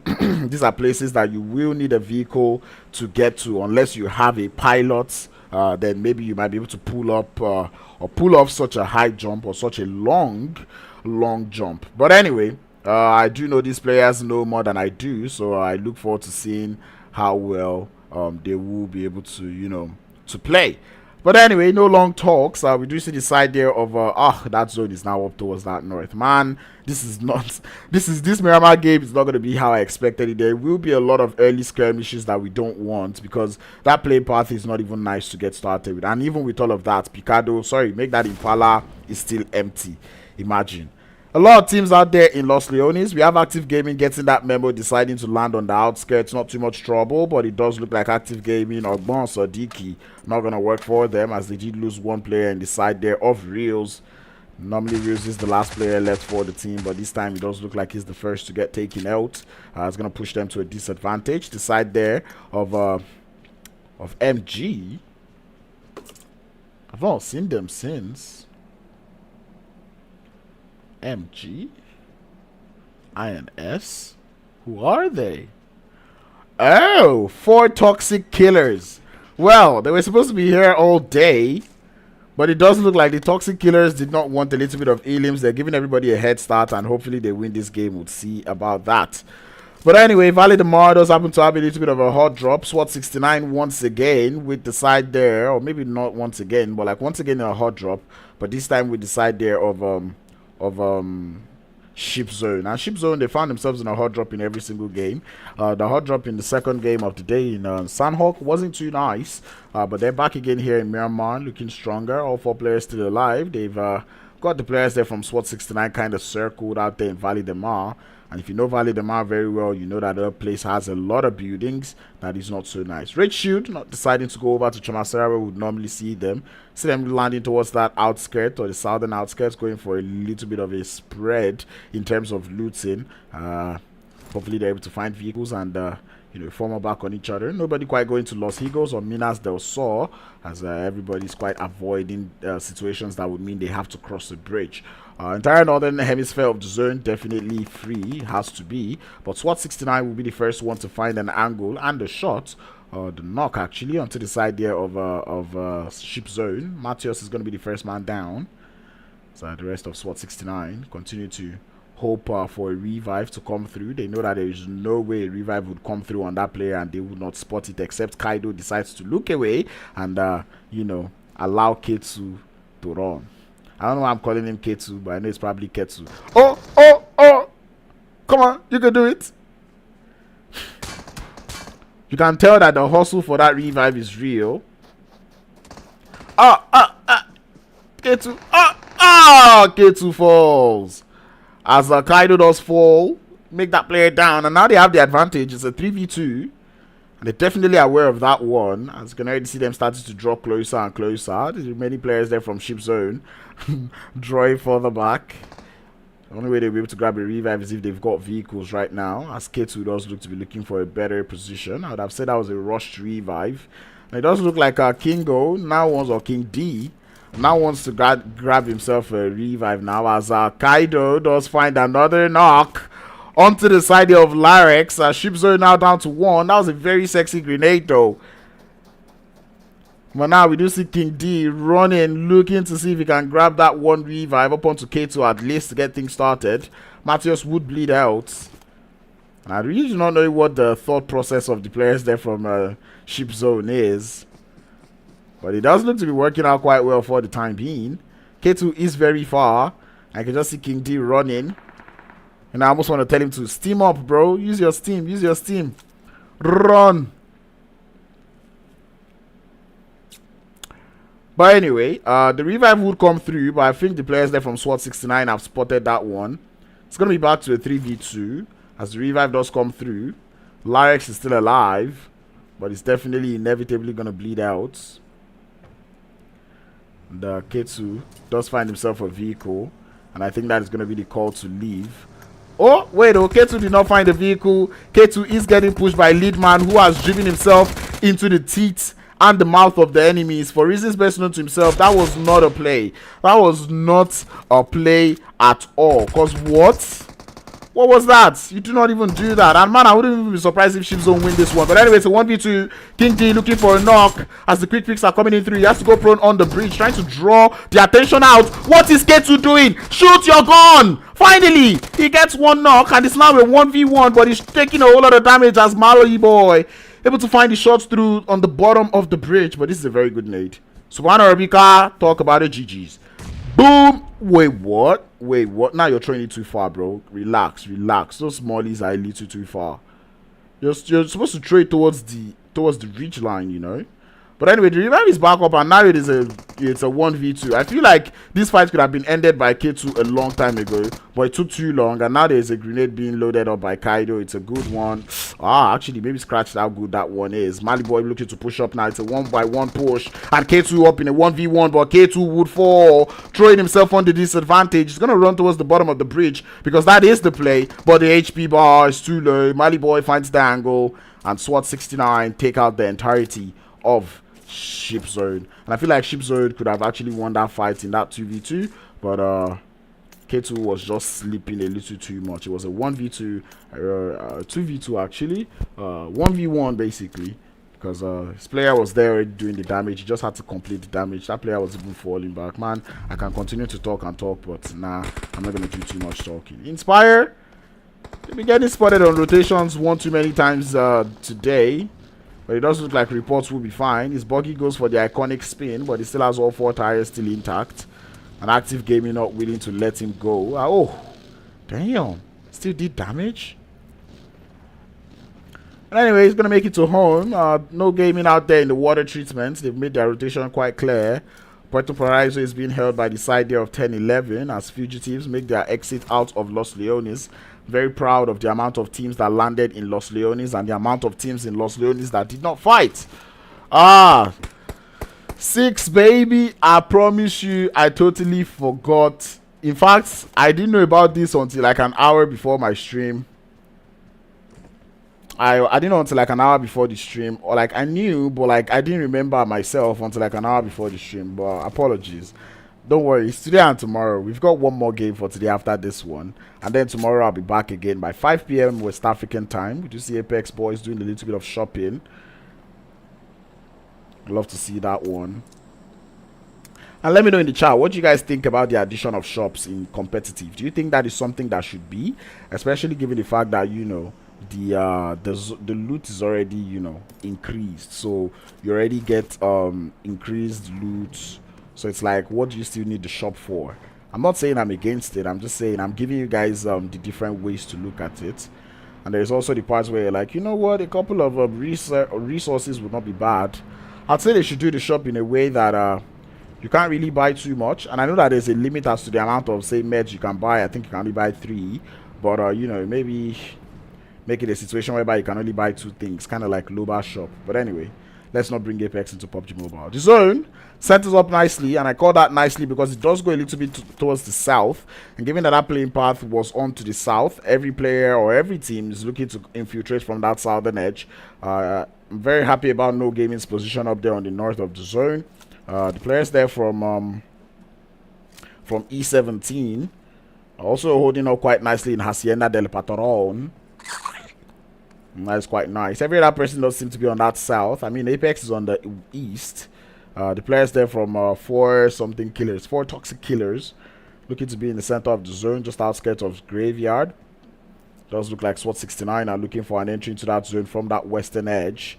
They will be getting spotted by the side of Star Gaming in just a matter of moments, as Star Gaming looking to be into that zone. Red Shield already looking to get started on that southern edge, as Unlimited would be the ones on the receiving end of the shots. Manny does find that intro knock, and Red Shield, why are you not acting on this knock? Like, the knock is there, but you're not doing anything. Like, everyone is still quite far. Only one person is in a vehicle, and it is Stoner. You know, this is not how the play should be. And now the push is going to be a little bit late, as all of you are now forming up when the rest of Unlimited have already formed up on their team.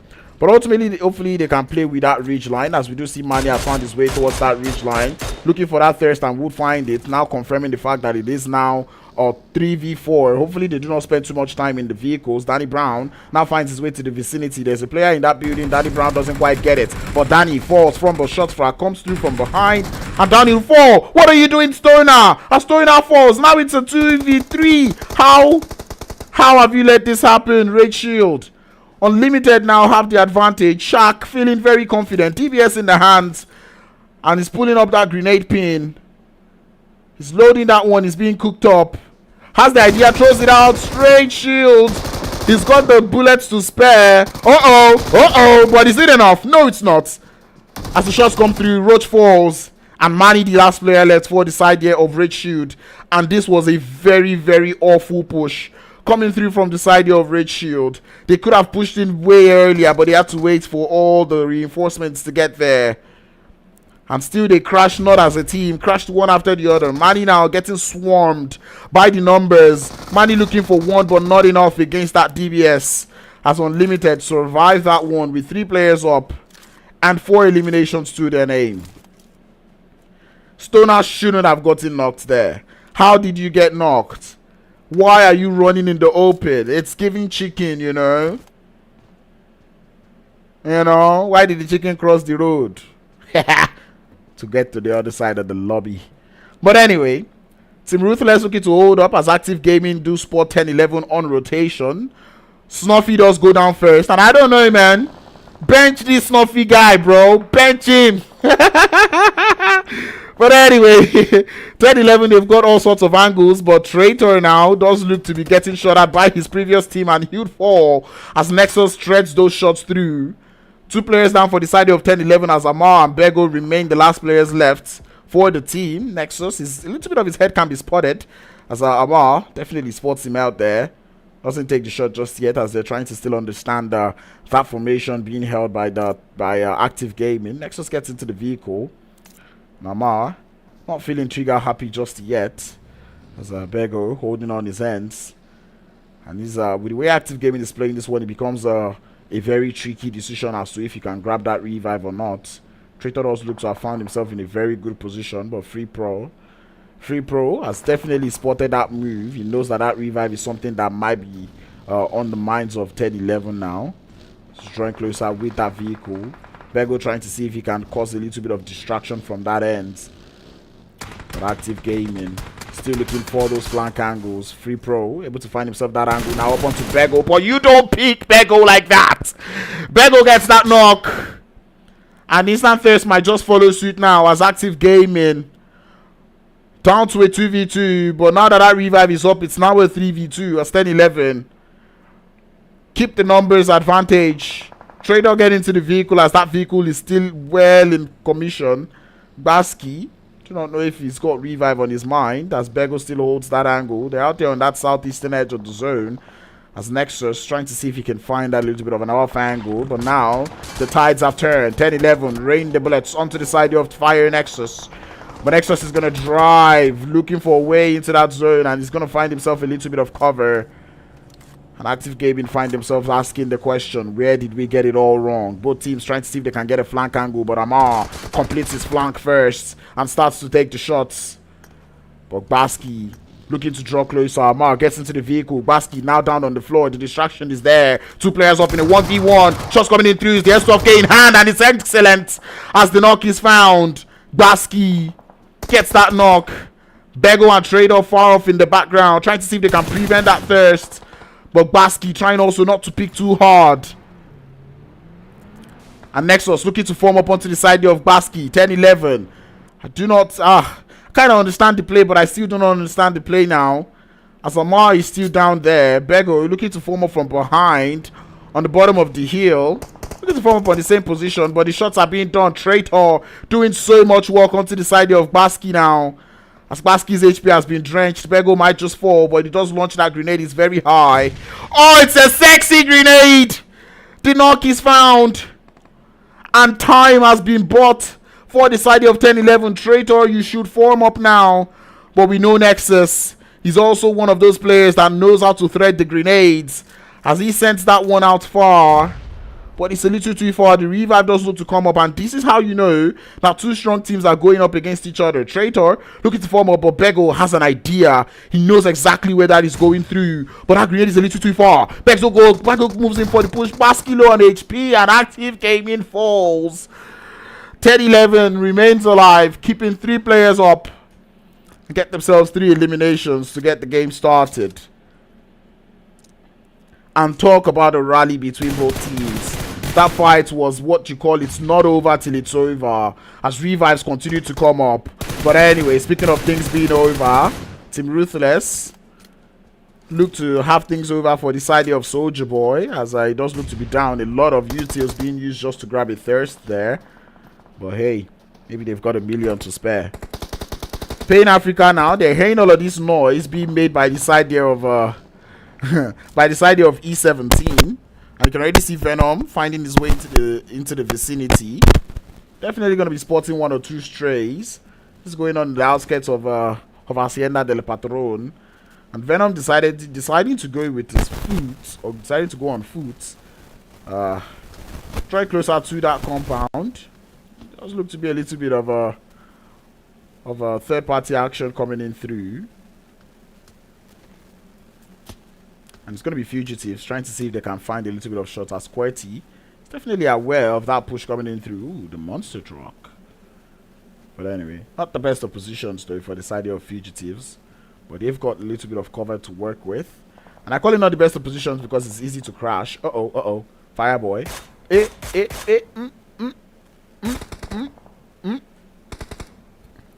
I think both players are glitched to each other. They can see themselves, but the bullets maybe a little bit out of render distance. Apex holding a very long 3-1 split, and I do not know if that is intentional or not. For the time being, it does look like Kage still out in the outskirts. Pain Africa not quite pushing up onto the players there from E17. They're being very quiet in the background. Spappy Boy totally clueless as to what is going on. They do have a couple of players facing the back direction though. I'm currently looking at that possibility that there might just be a little bit of Pain Africa in the background. It is the Wolf. That zone does center up to the north. Maybe not too nice. As we said earlier, a lot of teams find themselves on that south. And 4 toxic killers looking to get approached by the side there of their esports, who right now are running into driver troubles. Shots coming in through, and that is a very nice one. That's a good nade though, as they do get 1 knock now. 4 toxic killers now. They have to either grab that revive, or grab that revive really. But Sky! He's bleeding out! What? Sky! What? Sky!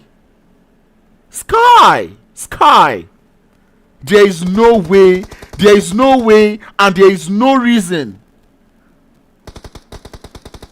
What am I watching? Did he offend you?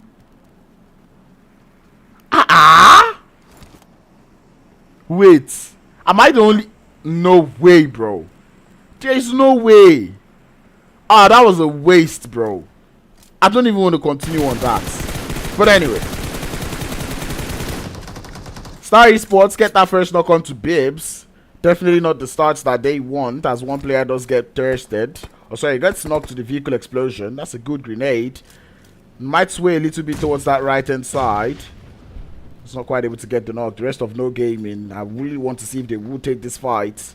It does look like one player does want to opt for that revive. It's going to be Brand. He's been spotted. Shots going towards his direction. Still going to remain alive. Nihil. Still loading up quite nicely as Mimos still letting the shots fly. Star Esports lose one player in res as Brand is able to find that intro knock. And the third party coming in through from the 4 killers. So 4 toxic killers. No Gaming. Not quite looking at that possibility of a revive up onto Bibs. Kind of wonder what did Bibs do to you, but I think Bibs' zone is understandable. That man does not have the zone. But anyway, Dairy Sports still find themselves in a lot of trouble as they're getting pushed by the side of Unlimited. S12K being shot very, very frantically, but it's not going to be enough as Unlimited get that thirst. 2 players down for Dairy Sports. Inspired tried to help a little, but it wasn't enough. That zone does move up towards that northern edge again. As No Gaming lose one more player. It is Bibs. We're pulling up onto the north and Star Gaming lose one player. Milan finds the knock. And No Gaming now have to grab that heal. 1 minute and 30 seconds and they've got to finish this fight as quickly as possible. But Inspire, they've been stealing a lot of elims. As Warrior does get stolen away actually by Pain Africa. That is very far. Very, very long range shots. You know? But anyway, E17 currently the only team that looks quite comfortable in that zone. Inspire still out there on that south, doing a whole lot of work. I kind of feel like they should get into the zone, you know. But man, we're hearing a whole lot of shots. My screen is very oily, hence why my movement is kind of weird. Or my hand is sweaty and I'm not even playing. Wow. Imagine. This is why we love the game. But anyway, does look like SWAT 69 down to just the 1 player. In Kaido, as that man is just looking to play the survival play. E17 are making a lot of noise. And Pain Africa, if there's one thing we know they know how to capitalize on, it is noise. They're hearing all of this. They're looking, trying to grab the idea as to what is going on this edge of the circle. I mean, Unlimited do lose one more player as Inspire does look to draw a little closer, and that is going to be the end of Unlimited though, as they do fall onto the side. 10-11 does find themselves in a little bit of an engagement with Team Apex. Bego down to 4 elims, but man is in a 1v3 if I'm not mistaken, as Team Apex, nades being exchanged. Bego! This is the second time this happened to him before. He's always waiting. You knew he was cooking a grenade up for you. You don't stay in that position, you move out of dodge. But anyway, Team Apex would stay alive. Revive practically comes through. 2 players left for Team Apex. But anyway, the full set is going to come through real soon. As Pain Africa now still not taking the shots towards the players there from E17. But now they start to send the grenades upstairs. E17 Wolf trying to hold on to his ends, but there's too many windows. And there's only so... Oh, that's a good nade. Oh, that's a sexy nade. Does find the first knock. Talk about a way to turn the tides now. Pain Africa down by 1. Yasha still got that off angle, but there's still quite a number of players. Smokes as one player goes down, but these grenades are too excellent from E17. The off angle is not working out well for them. DBS in the hands downstairs, shooting, looking for the knocks as E17 lose one more. The thirst is found, but that revive is not on their mind just yet. Pain Africa, Pony welcomes him with that 12 gauge to the face. The shots coming in from behind from Nifora. He's not quite able to get the done or to get all the whole damage done yet. As he plays around the stairs, looking to see if he can grab himself at least 1 revive.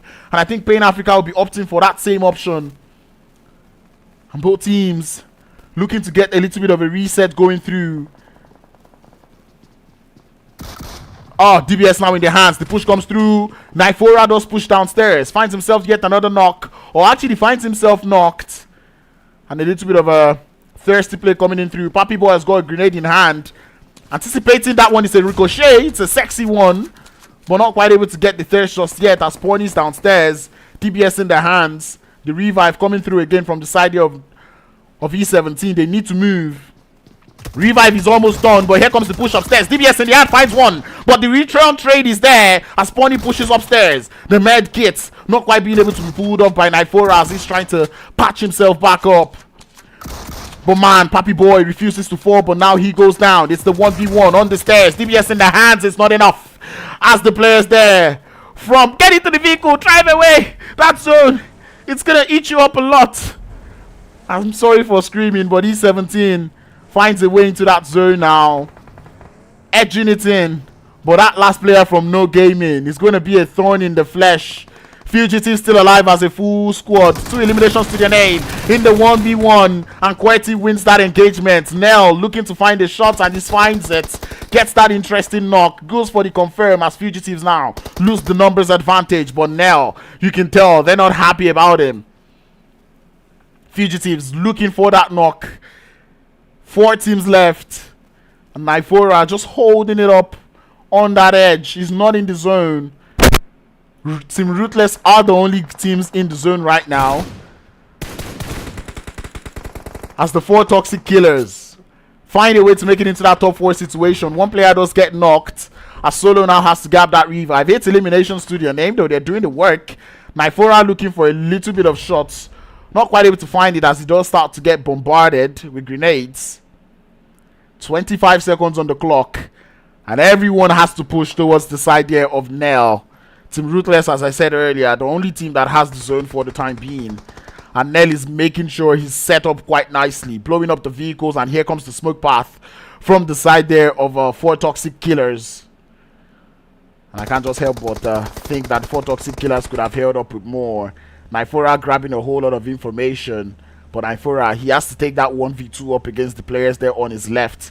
But if he tries to do that, he's going to get taken out. But now that vehicle is the only thing he can do. He starts to move first, and he's going to be the one trying to make it into the zone.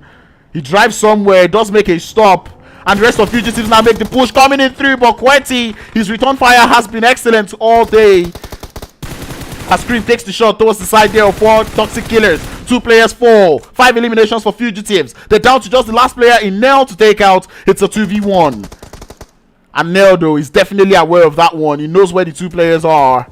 Spots that shot coming in through from the side, and Quetty, feeling confident with that grenade, launches it out. But does he have the length? Oh, he does! It's a good one. The HP has been chalked, and it's a second one to seal the deal. Fugitives, let's go! 2 chicken dinners in a day. We criticized them for the first one, telling them that why do you win a chicken dinner with 2 elims? And they're like, hold my beer, I will be back. 6 eliminations and a chicken dinner, doing it in style too. That grenade from Quetty was excellent. Quetty was a different beast, was an entirely different beast going into this game. What a play, what a player. Anyway, Team Ruthless finishing second place with 6 eliminations. You got to give it up for Neldo. Held his own. Tried to do well, but unfortunately went out. K9 in the chat. What's up? Third place is going to be the side there of 4 toxic killers, as they're able to get themselves, 8 eliminations and 3rd position. 4th place is going to be E17 with 6 elims. No Gaming in 5th with 2. Side there of SWAT 69 in 6th position with 5. Pain Africa in 7th position with 5. The players there from Inspire in 8th position with 1. Team Apex in 9th with 3. Star Gaming or Star Esports in 10th position with 3. 1011 in 11th position with 5. Unlimited in 12th position with 7 elims. Dare Esports in 13th with 1. Active Gaming in 14th with 1. Red Shield in 15th with 1. 16th is going to be SHQIPZONE with 1 elim. And 17th place is going to be AFRO Esports going out in 17th place with 0 elims.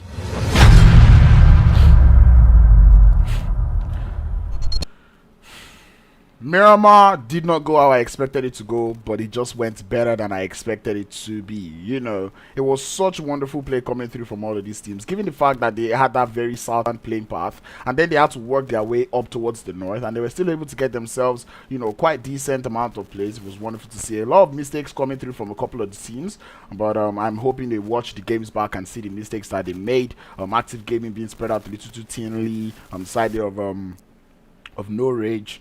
of Rage, of Rage Shield. Pushing up onto that fight very late. Also pushing one after the other. The same thing can be said about Pain Africa and the side there of E17, but ultimately it did work out for them a little well, but I feel like they could have done better. But I'm not going to beat up all of these teams, as what we're down to just the last game of the day, so do not go anywhere. I'll be right back with the final Erangel for today, and we're going to call it the day in the Insider Cup. Do not go anywhere. I'll be right back.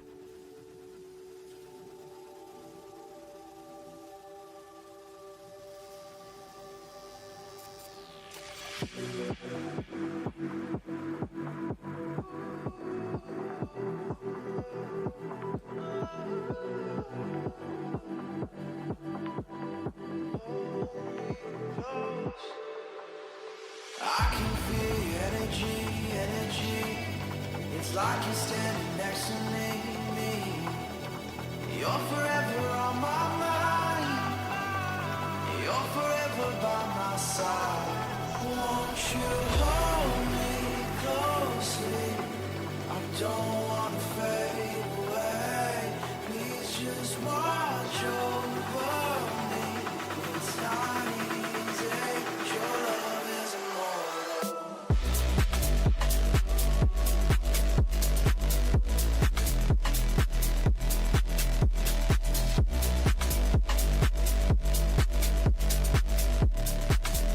Your love is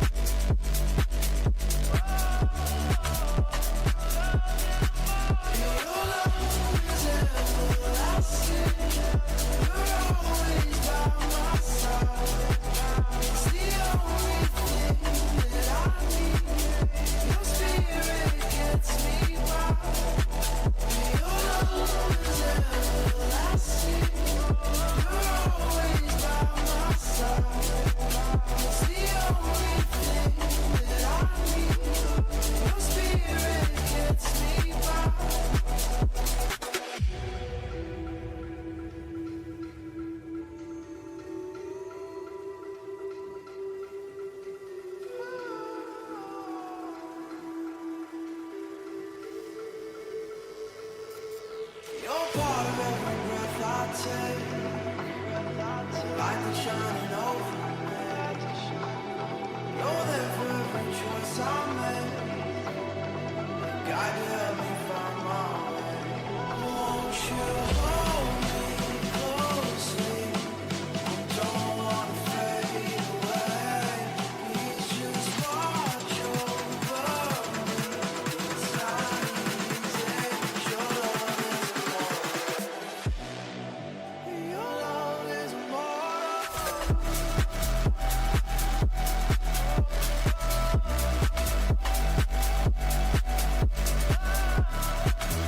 Your love is immortal.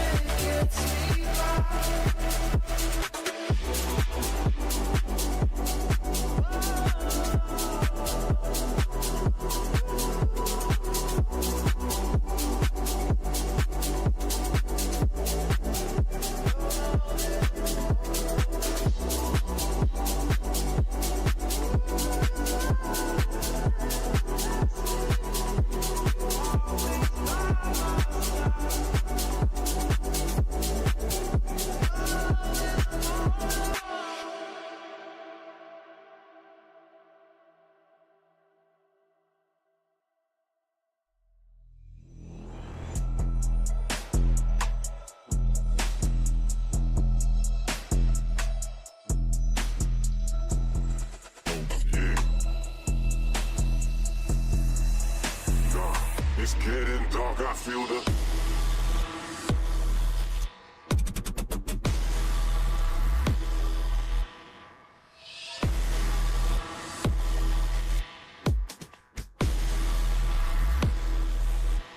I feel the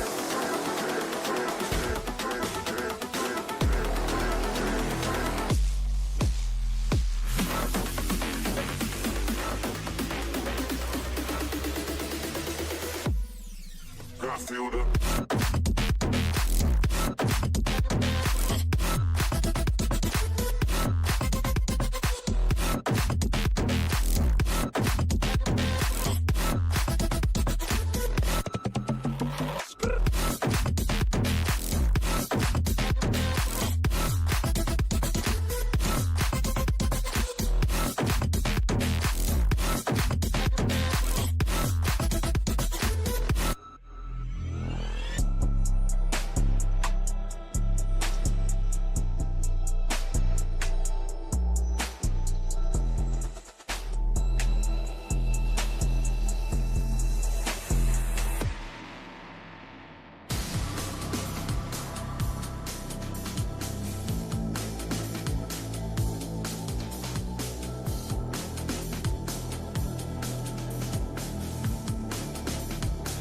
It's getting dark, I feel the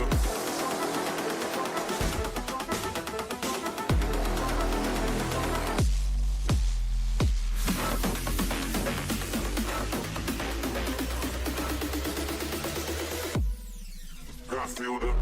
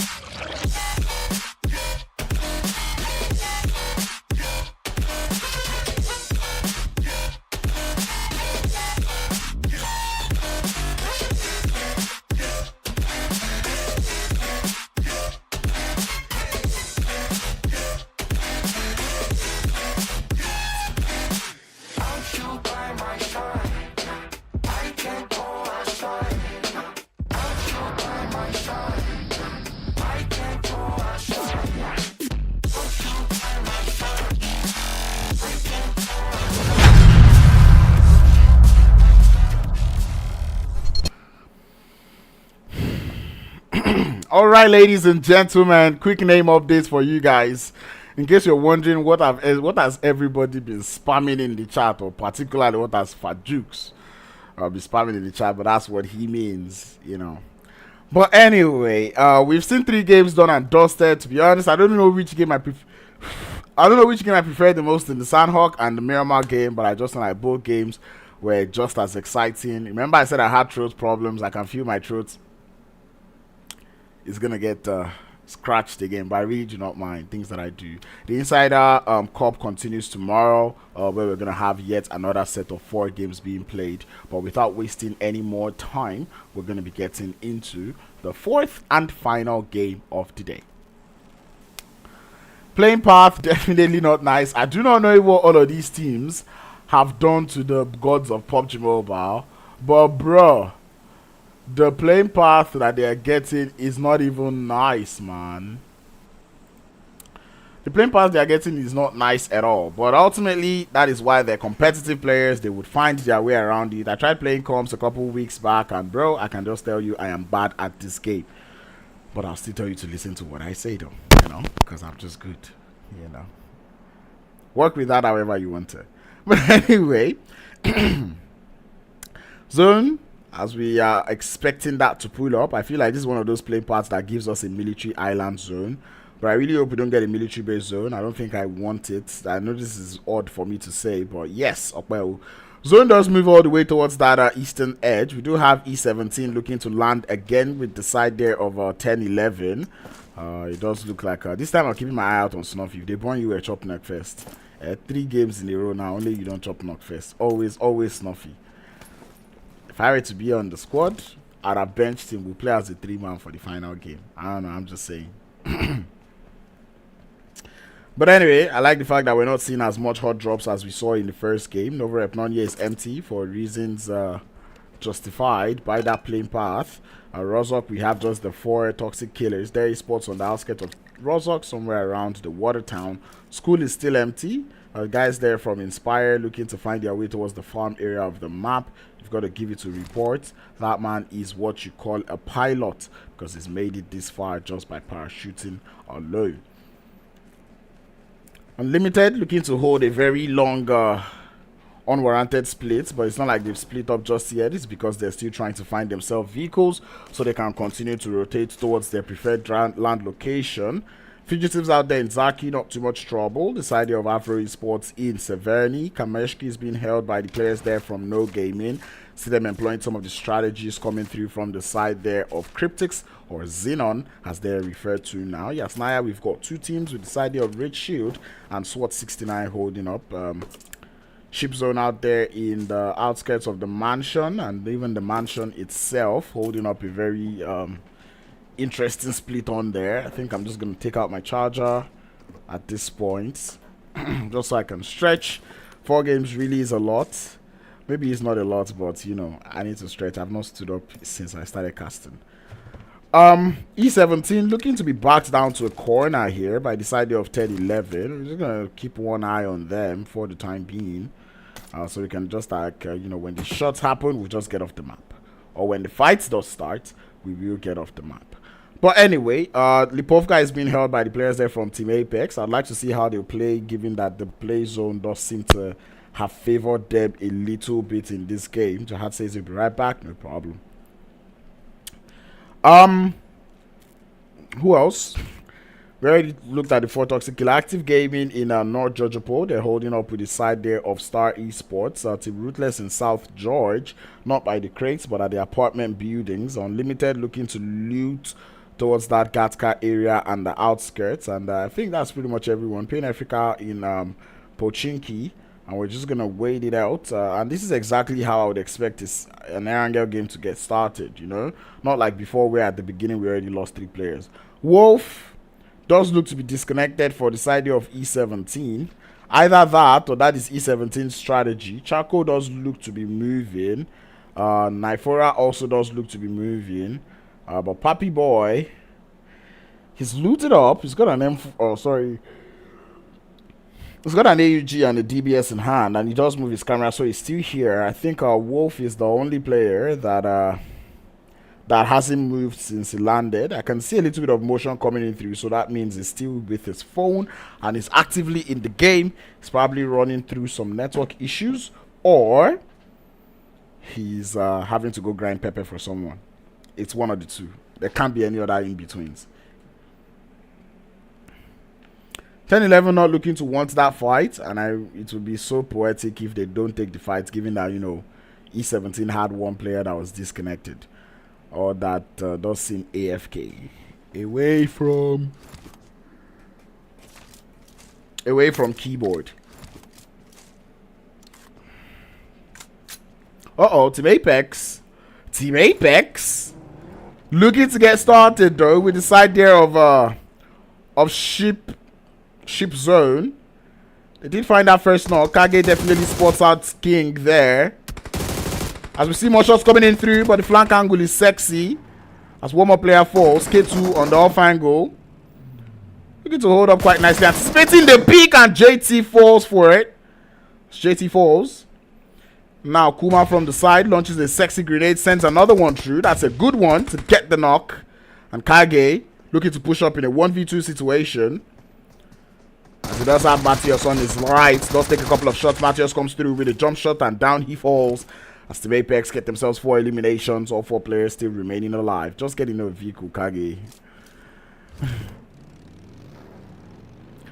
But anyway, it does look like SWAT 69 drawing closer to the side there of Rage Shield. Out there in the outskirts of Yasnaya. Bego on a long flank. Looking for the players there from E17. And E17 are just acting like they're not here, you know. They're just they're being quiet. They're practicing the act of tactical waiting. You know, we're seeing them not moving an inch, deciding not to move because they understand that having one player out I would hope that they are doing this because they understand that having one player disconnected or away from keyboard is not the best position that you want to find yourself in when you're taking a hot drop. And not because they are just, you know, camping because they don't want to fight 10-11. They just want to loot and go. But anyway, 4 Ruthless Killers living up to the name right now, as they do find the knock onto the side of their esports, or make that multiple knocks. As they do have 3 players down from the side of their esports. Their esports down to just the one, which is him. Does look to have found a little knock onto the side of Ghost, as he's just holding up in that building. Revives doesn't look like something that he will be able to do, at least not just yet. Maybe if he has a vehicle. Does he have a vehicle? Yes, he does. So he will be able to grab at least 1 revive up. Provided the side there of 4 Toxic Killers don't you know, form up on him. I mean, they have spotted the move coming in through, and the shots are already beginning to rain. Colette, give him. Hey, Colette finally finds the 1 knock. Vehicle explosion, more. And it was inevitable. He just had to go. 4 Ruthless or 4 Toxic Killers, there's something about them and taking out their teammates that I cannot seem to understand. Hashtag blame Snuffy. I kind of like what you're on there, Genos. I think I'm onto that, you know. I think I'm onto that. Replace pinned.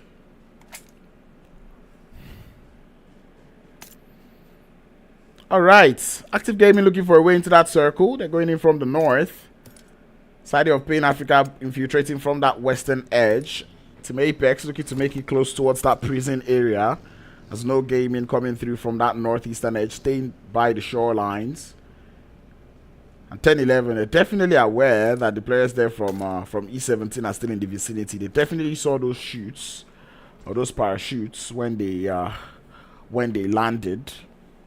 So they're pretty much aware that there is a team in there with them. And given that they have the zone for the time being, they're willing to risk it.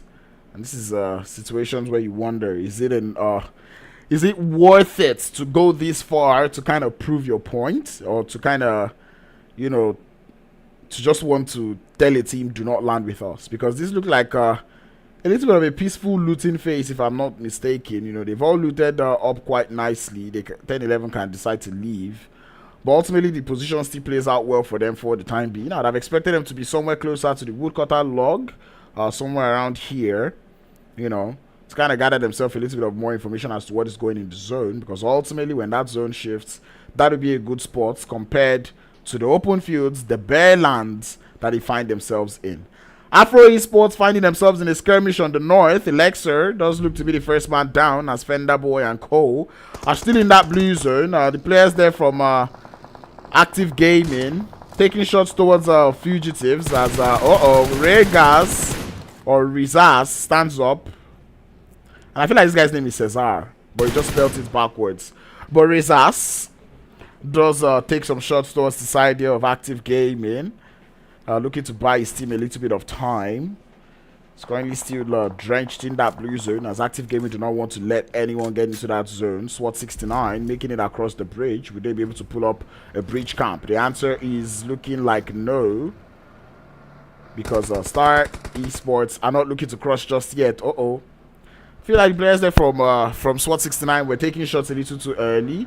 Still up as a full squad, and they're just going to prioritize on getting into that zone first. No Gaming moving into that zone. They're sending it further towards the center. Looking to head towards the shelter part of the map. As we start to see the 4 toxic killers driving very close to Paying Africa. I think they've got 2 players in 1 vehicle. And Paying Africa, it's only a matter of time before they start to spot them out. But Paying Africa, though, taking shots of their own from the players there from Inspire, as Robert does do quite a number of damage. Ooh, Tesla, it's been a while since I saw you. Spain Africa now, they find that flank angle now. So the rest of Inspire find themselves in that building. Witcher takes a couple of shots towards the Venom. Doesn't quite find the knock yet.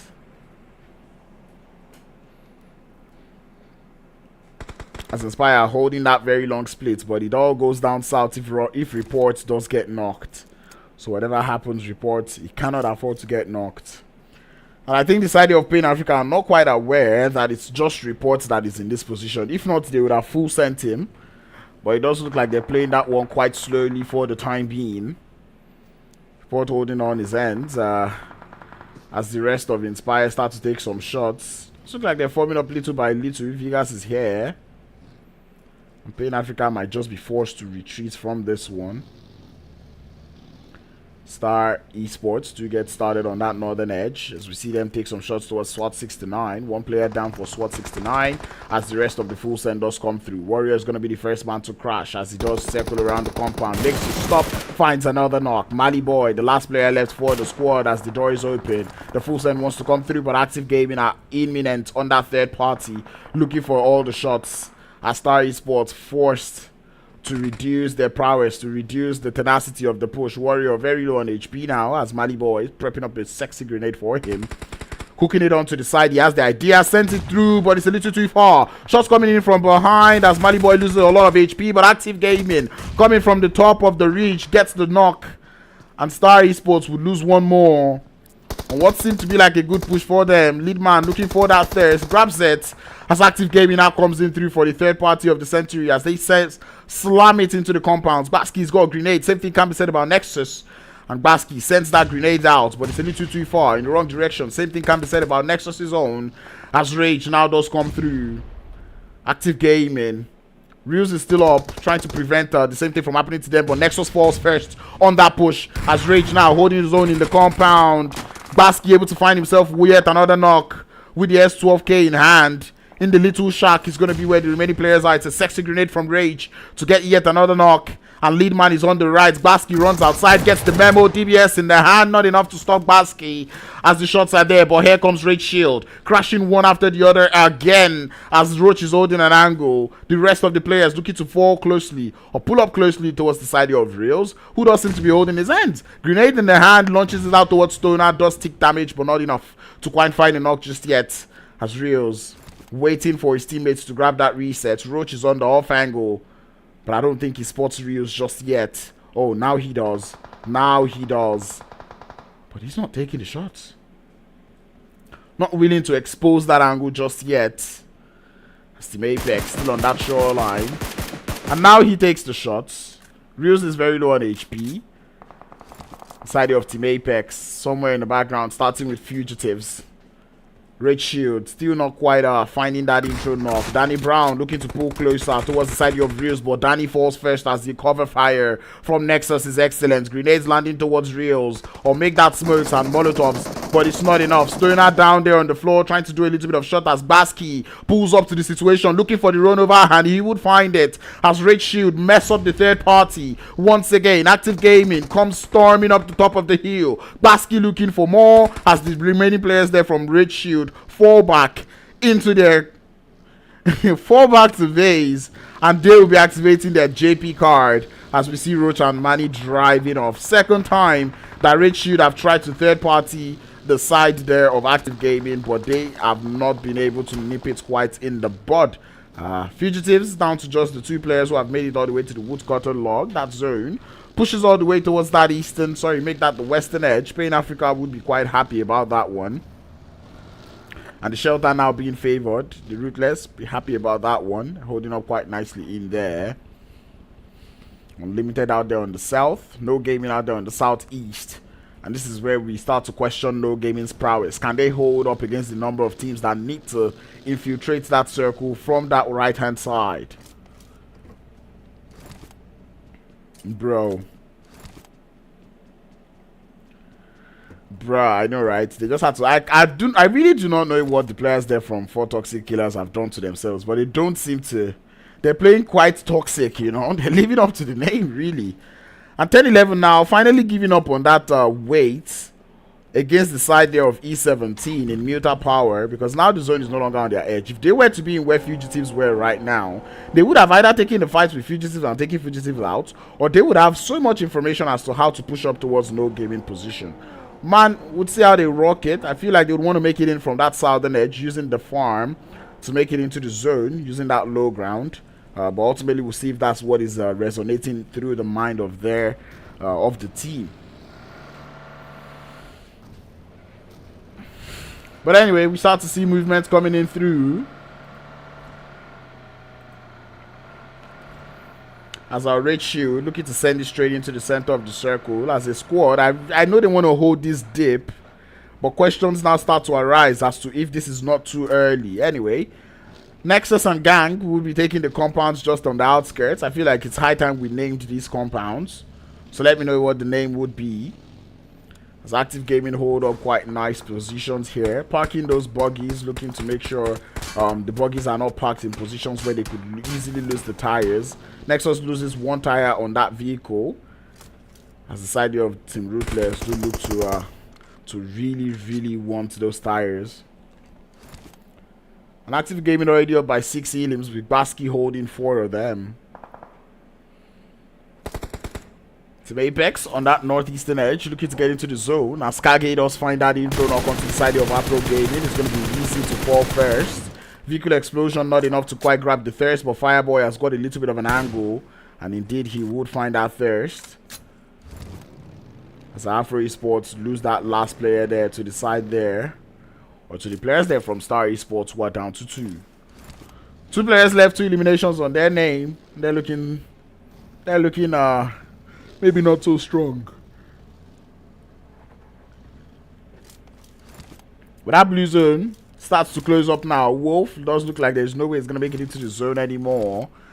As 10-11 now start their rotation towards that southern edge. Not going through the farm, but this time sending it directly through No Gaming's position. And it does look like they're heading straight for the circle. No Gaming still holding up. They definitely hear those vehicles in rotation now. Not quite opting to take out the shots just yet.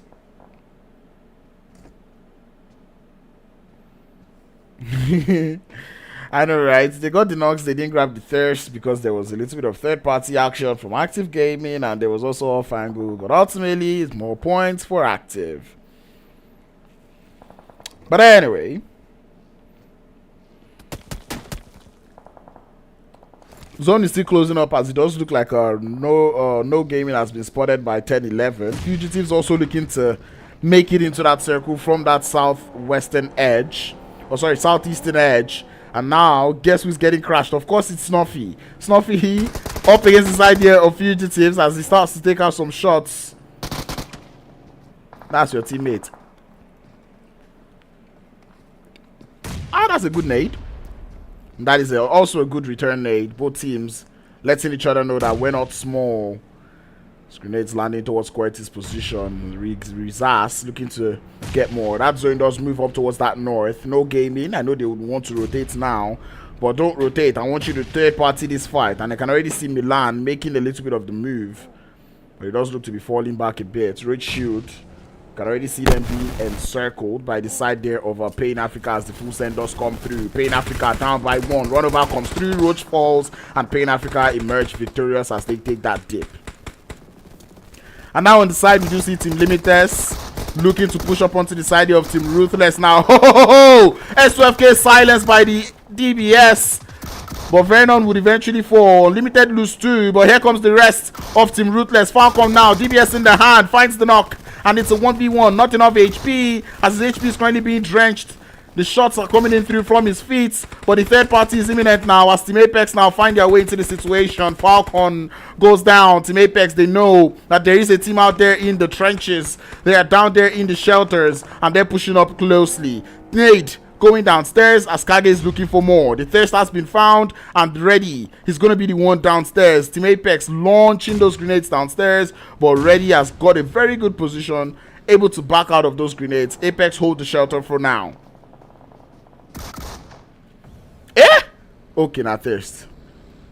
Anyway, Omayakwayaski to Baski and the side of Active Gaming holding up in the center of the circle as we see 4 Ruthless killers driving through the zone, looking to make it towards that library. But anyway, Sky has lost his back tire. Where's the spin? There is the spin. But anyway, Unlimited still out there in the wait, you're loose. Nihil has a position. He finally realizes the game awareness does come through a little bit. But anyway, they might have heard the footsteps now. As we start to see a little bit of pre-fire coming in through. Sky, he's got that grenade. It's kind of block off our vision a bit. But Joy Boy's got a grenade also cooking. Sending it is a little too far. He's got some more. That's a good one. We're not quite able to get it. But Nihil does fall down. As the side here of Safe does find that knock. And now Star Esports down to just the 1 in Joy Boy to hold down the forts. Ghost not quite spotting him just yet. But it does look like things are quieting down a little bit. No gaming now, looking to be getting approached. As Kage does find an off angle, gets that knock. And Team Apex looking for more. As No Gaming lose 1 more. Brand would be the last player left, and can he hold up as a solo, sending it into the blue zone. And we've called them the blue zone warriors before. Brand very low on HP. The vehicle explosion comes through. Apex gets all the elims. 13 for the side of Team Apex, but that zone favors the players there from Active Gaming. JT spots the players in the shack and starts to take some shots towards E17, but not quite able to find any. But Kage now looking for more and more angles as they're driving in through the ridge lines, making towards that ridge. Smokes in their hand, looking to block off some of the angles, and grenade to the shack is going to be what the idea is.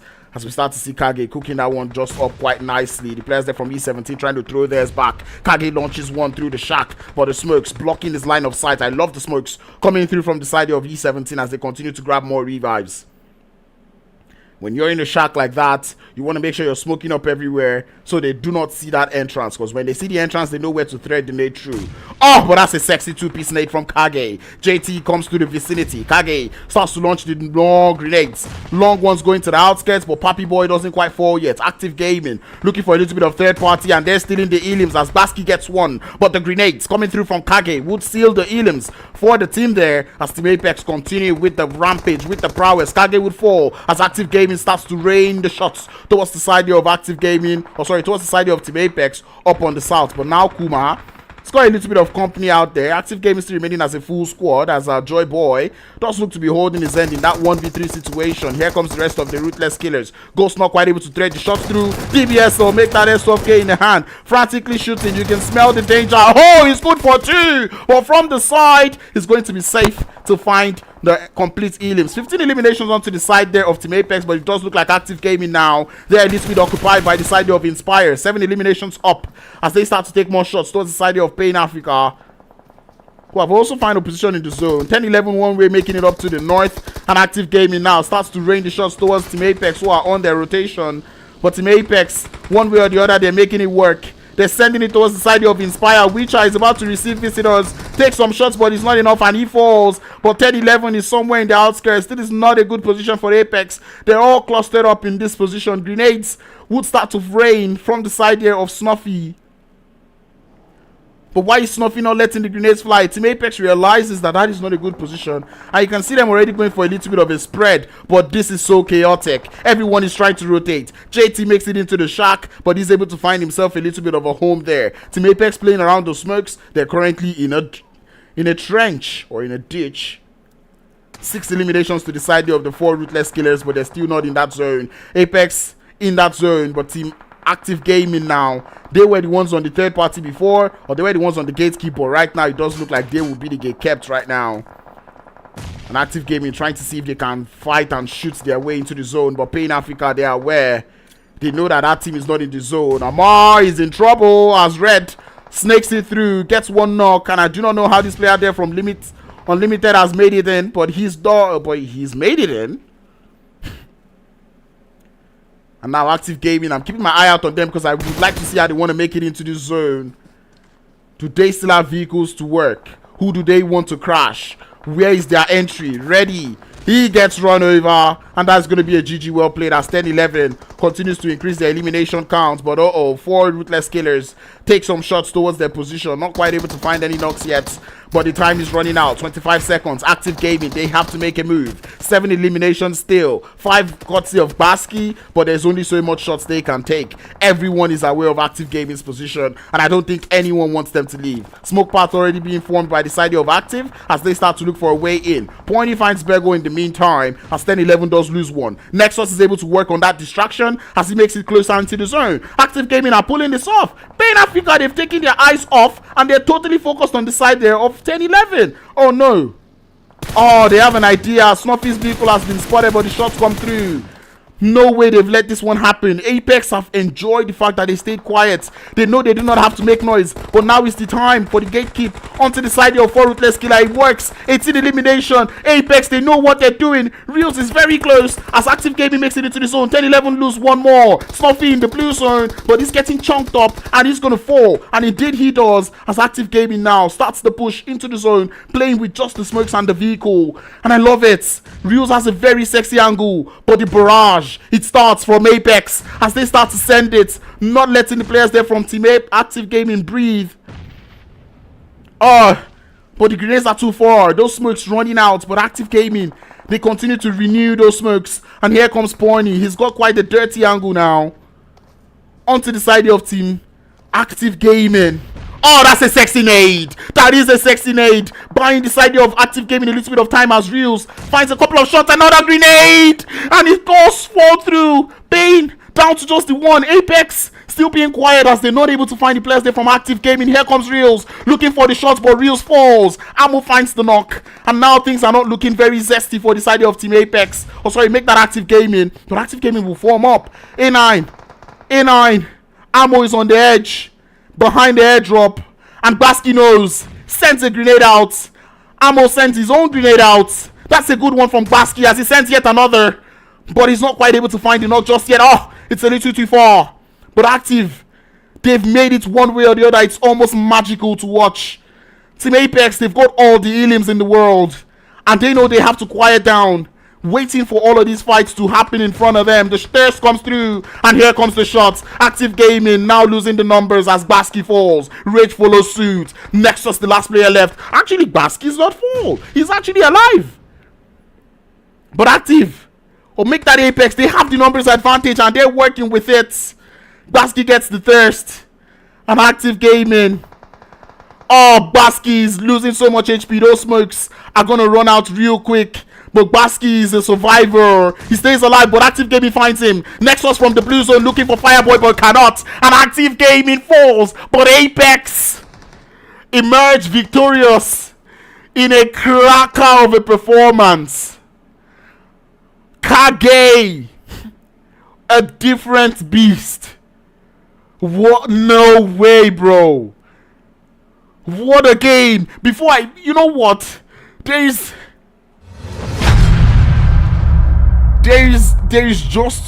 just too much. There is just too much to break down. What?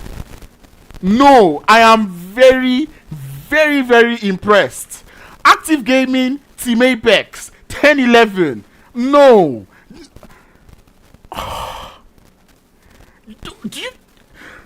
Did you see, like, how as Active Gaming left that building? The smoke usage, the util usage was wonderful. Team Apex, that rotates into the ditch was wonderful. Knowing fully well that you're going to make it to that ditch, but you cannot stay together. You have to split out. JT going into the shack, Apex staying there. They did not shoot. All they did was throw the smokes, and it worked so well for them. Playing Africa, they had that off angle being held by 10-11. Took out Bego, decided to push up to the top, gave themselves the high ground. No, this was too good. I really love seeing tactical plays like this come through. Like, how are you able to think about this? I've got to give Nexus all the accolades, because there is no way, there is literally no way that Active Gaming have left that building. What?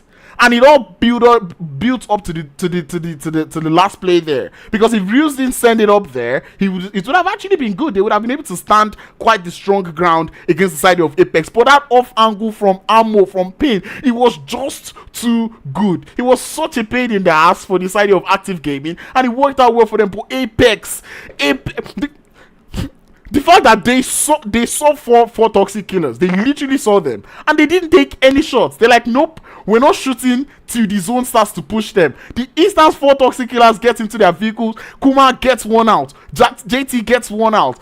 Bro, it was, I feel like I'm nerding so much, but this was just a wonderful way to close the day. Nah, I'm very impressed. I'm actually very impressed. I don't know if you guys can tell, but I am just too impressed. This is one very good game, and it is one for the books. Probably one of the best I've casted in a while. Because what? This is quality gameplay. Look at 10-11. There is no way 10-11 even made it to the north in the first place. They were down on the south. How did that rotation happen? They had a 2-2 split. Nah, bro. You guys have impressed me today, and I have to say I've not been this impressed in a very long time. What? Wow. Nah. Wow. I can't, like, as much as I want to blame, like, I can say, oh, this person didn't play this well, but you didn't play this well because this person was also playing that well. This way, good teams, when good teams make it towards the end of the zone, it's just good. Like, you just enjoy yourself. You enjoy the game more. And this is day one. We've got tomorrow, the final day of the finals. And I look forward to seeing how well this is going to play out. How did they even have that many smokes? Where do I even start from? Wow. Now, you guys, I don't think anybody understands how well this game actually got to me. It was such a good game. Like, I was just looking at the positioning, the way these players are playing. Like, nah. And the grenades from Reels. Ah, please, Reels.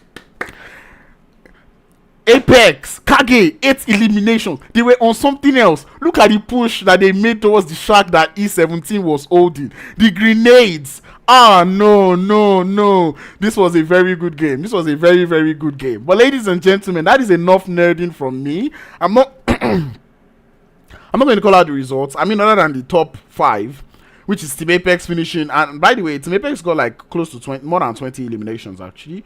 They got, that's 9. Wait, though. Let me do the math. That's 11, 17 plus 5.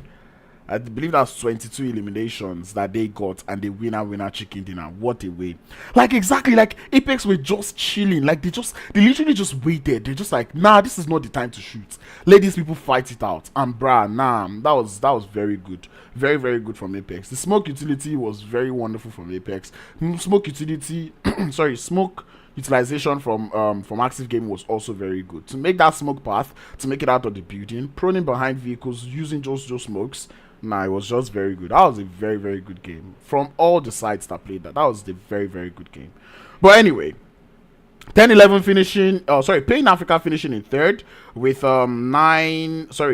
7 eliminations. Active Gaming finished in second, by the way, with I believe that is 11 eliminations. So you can just tell they had such a good game. It was such a very good, like, you don't even get, it was just too good a game.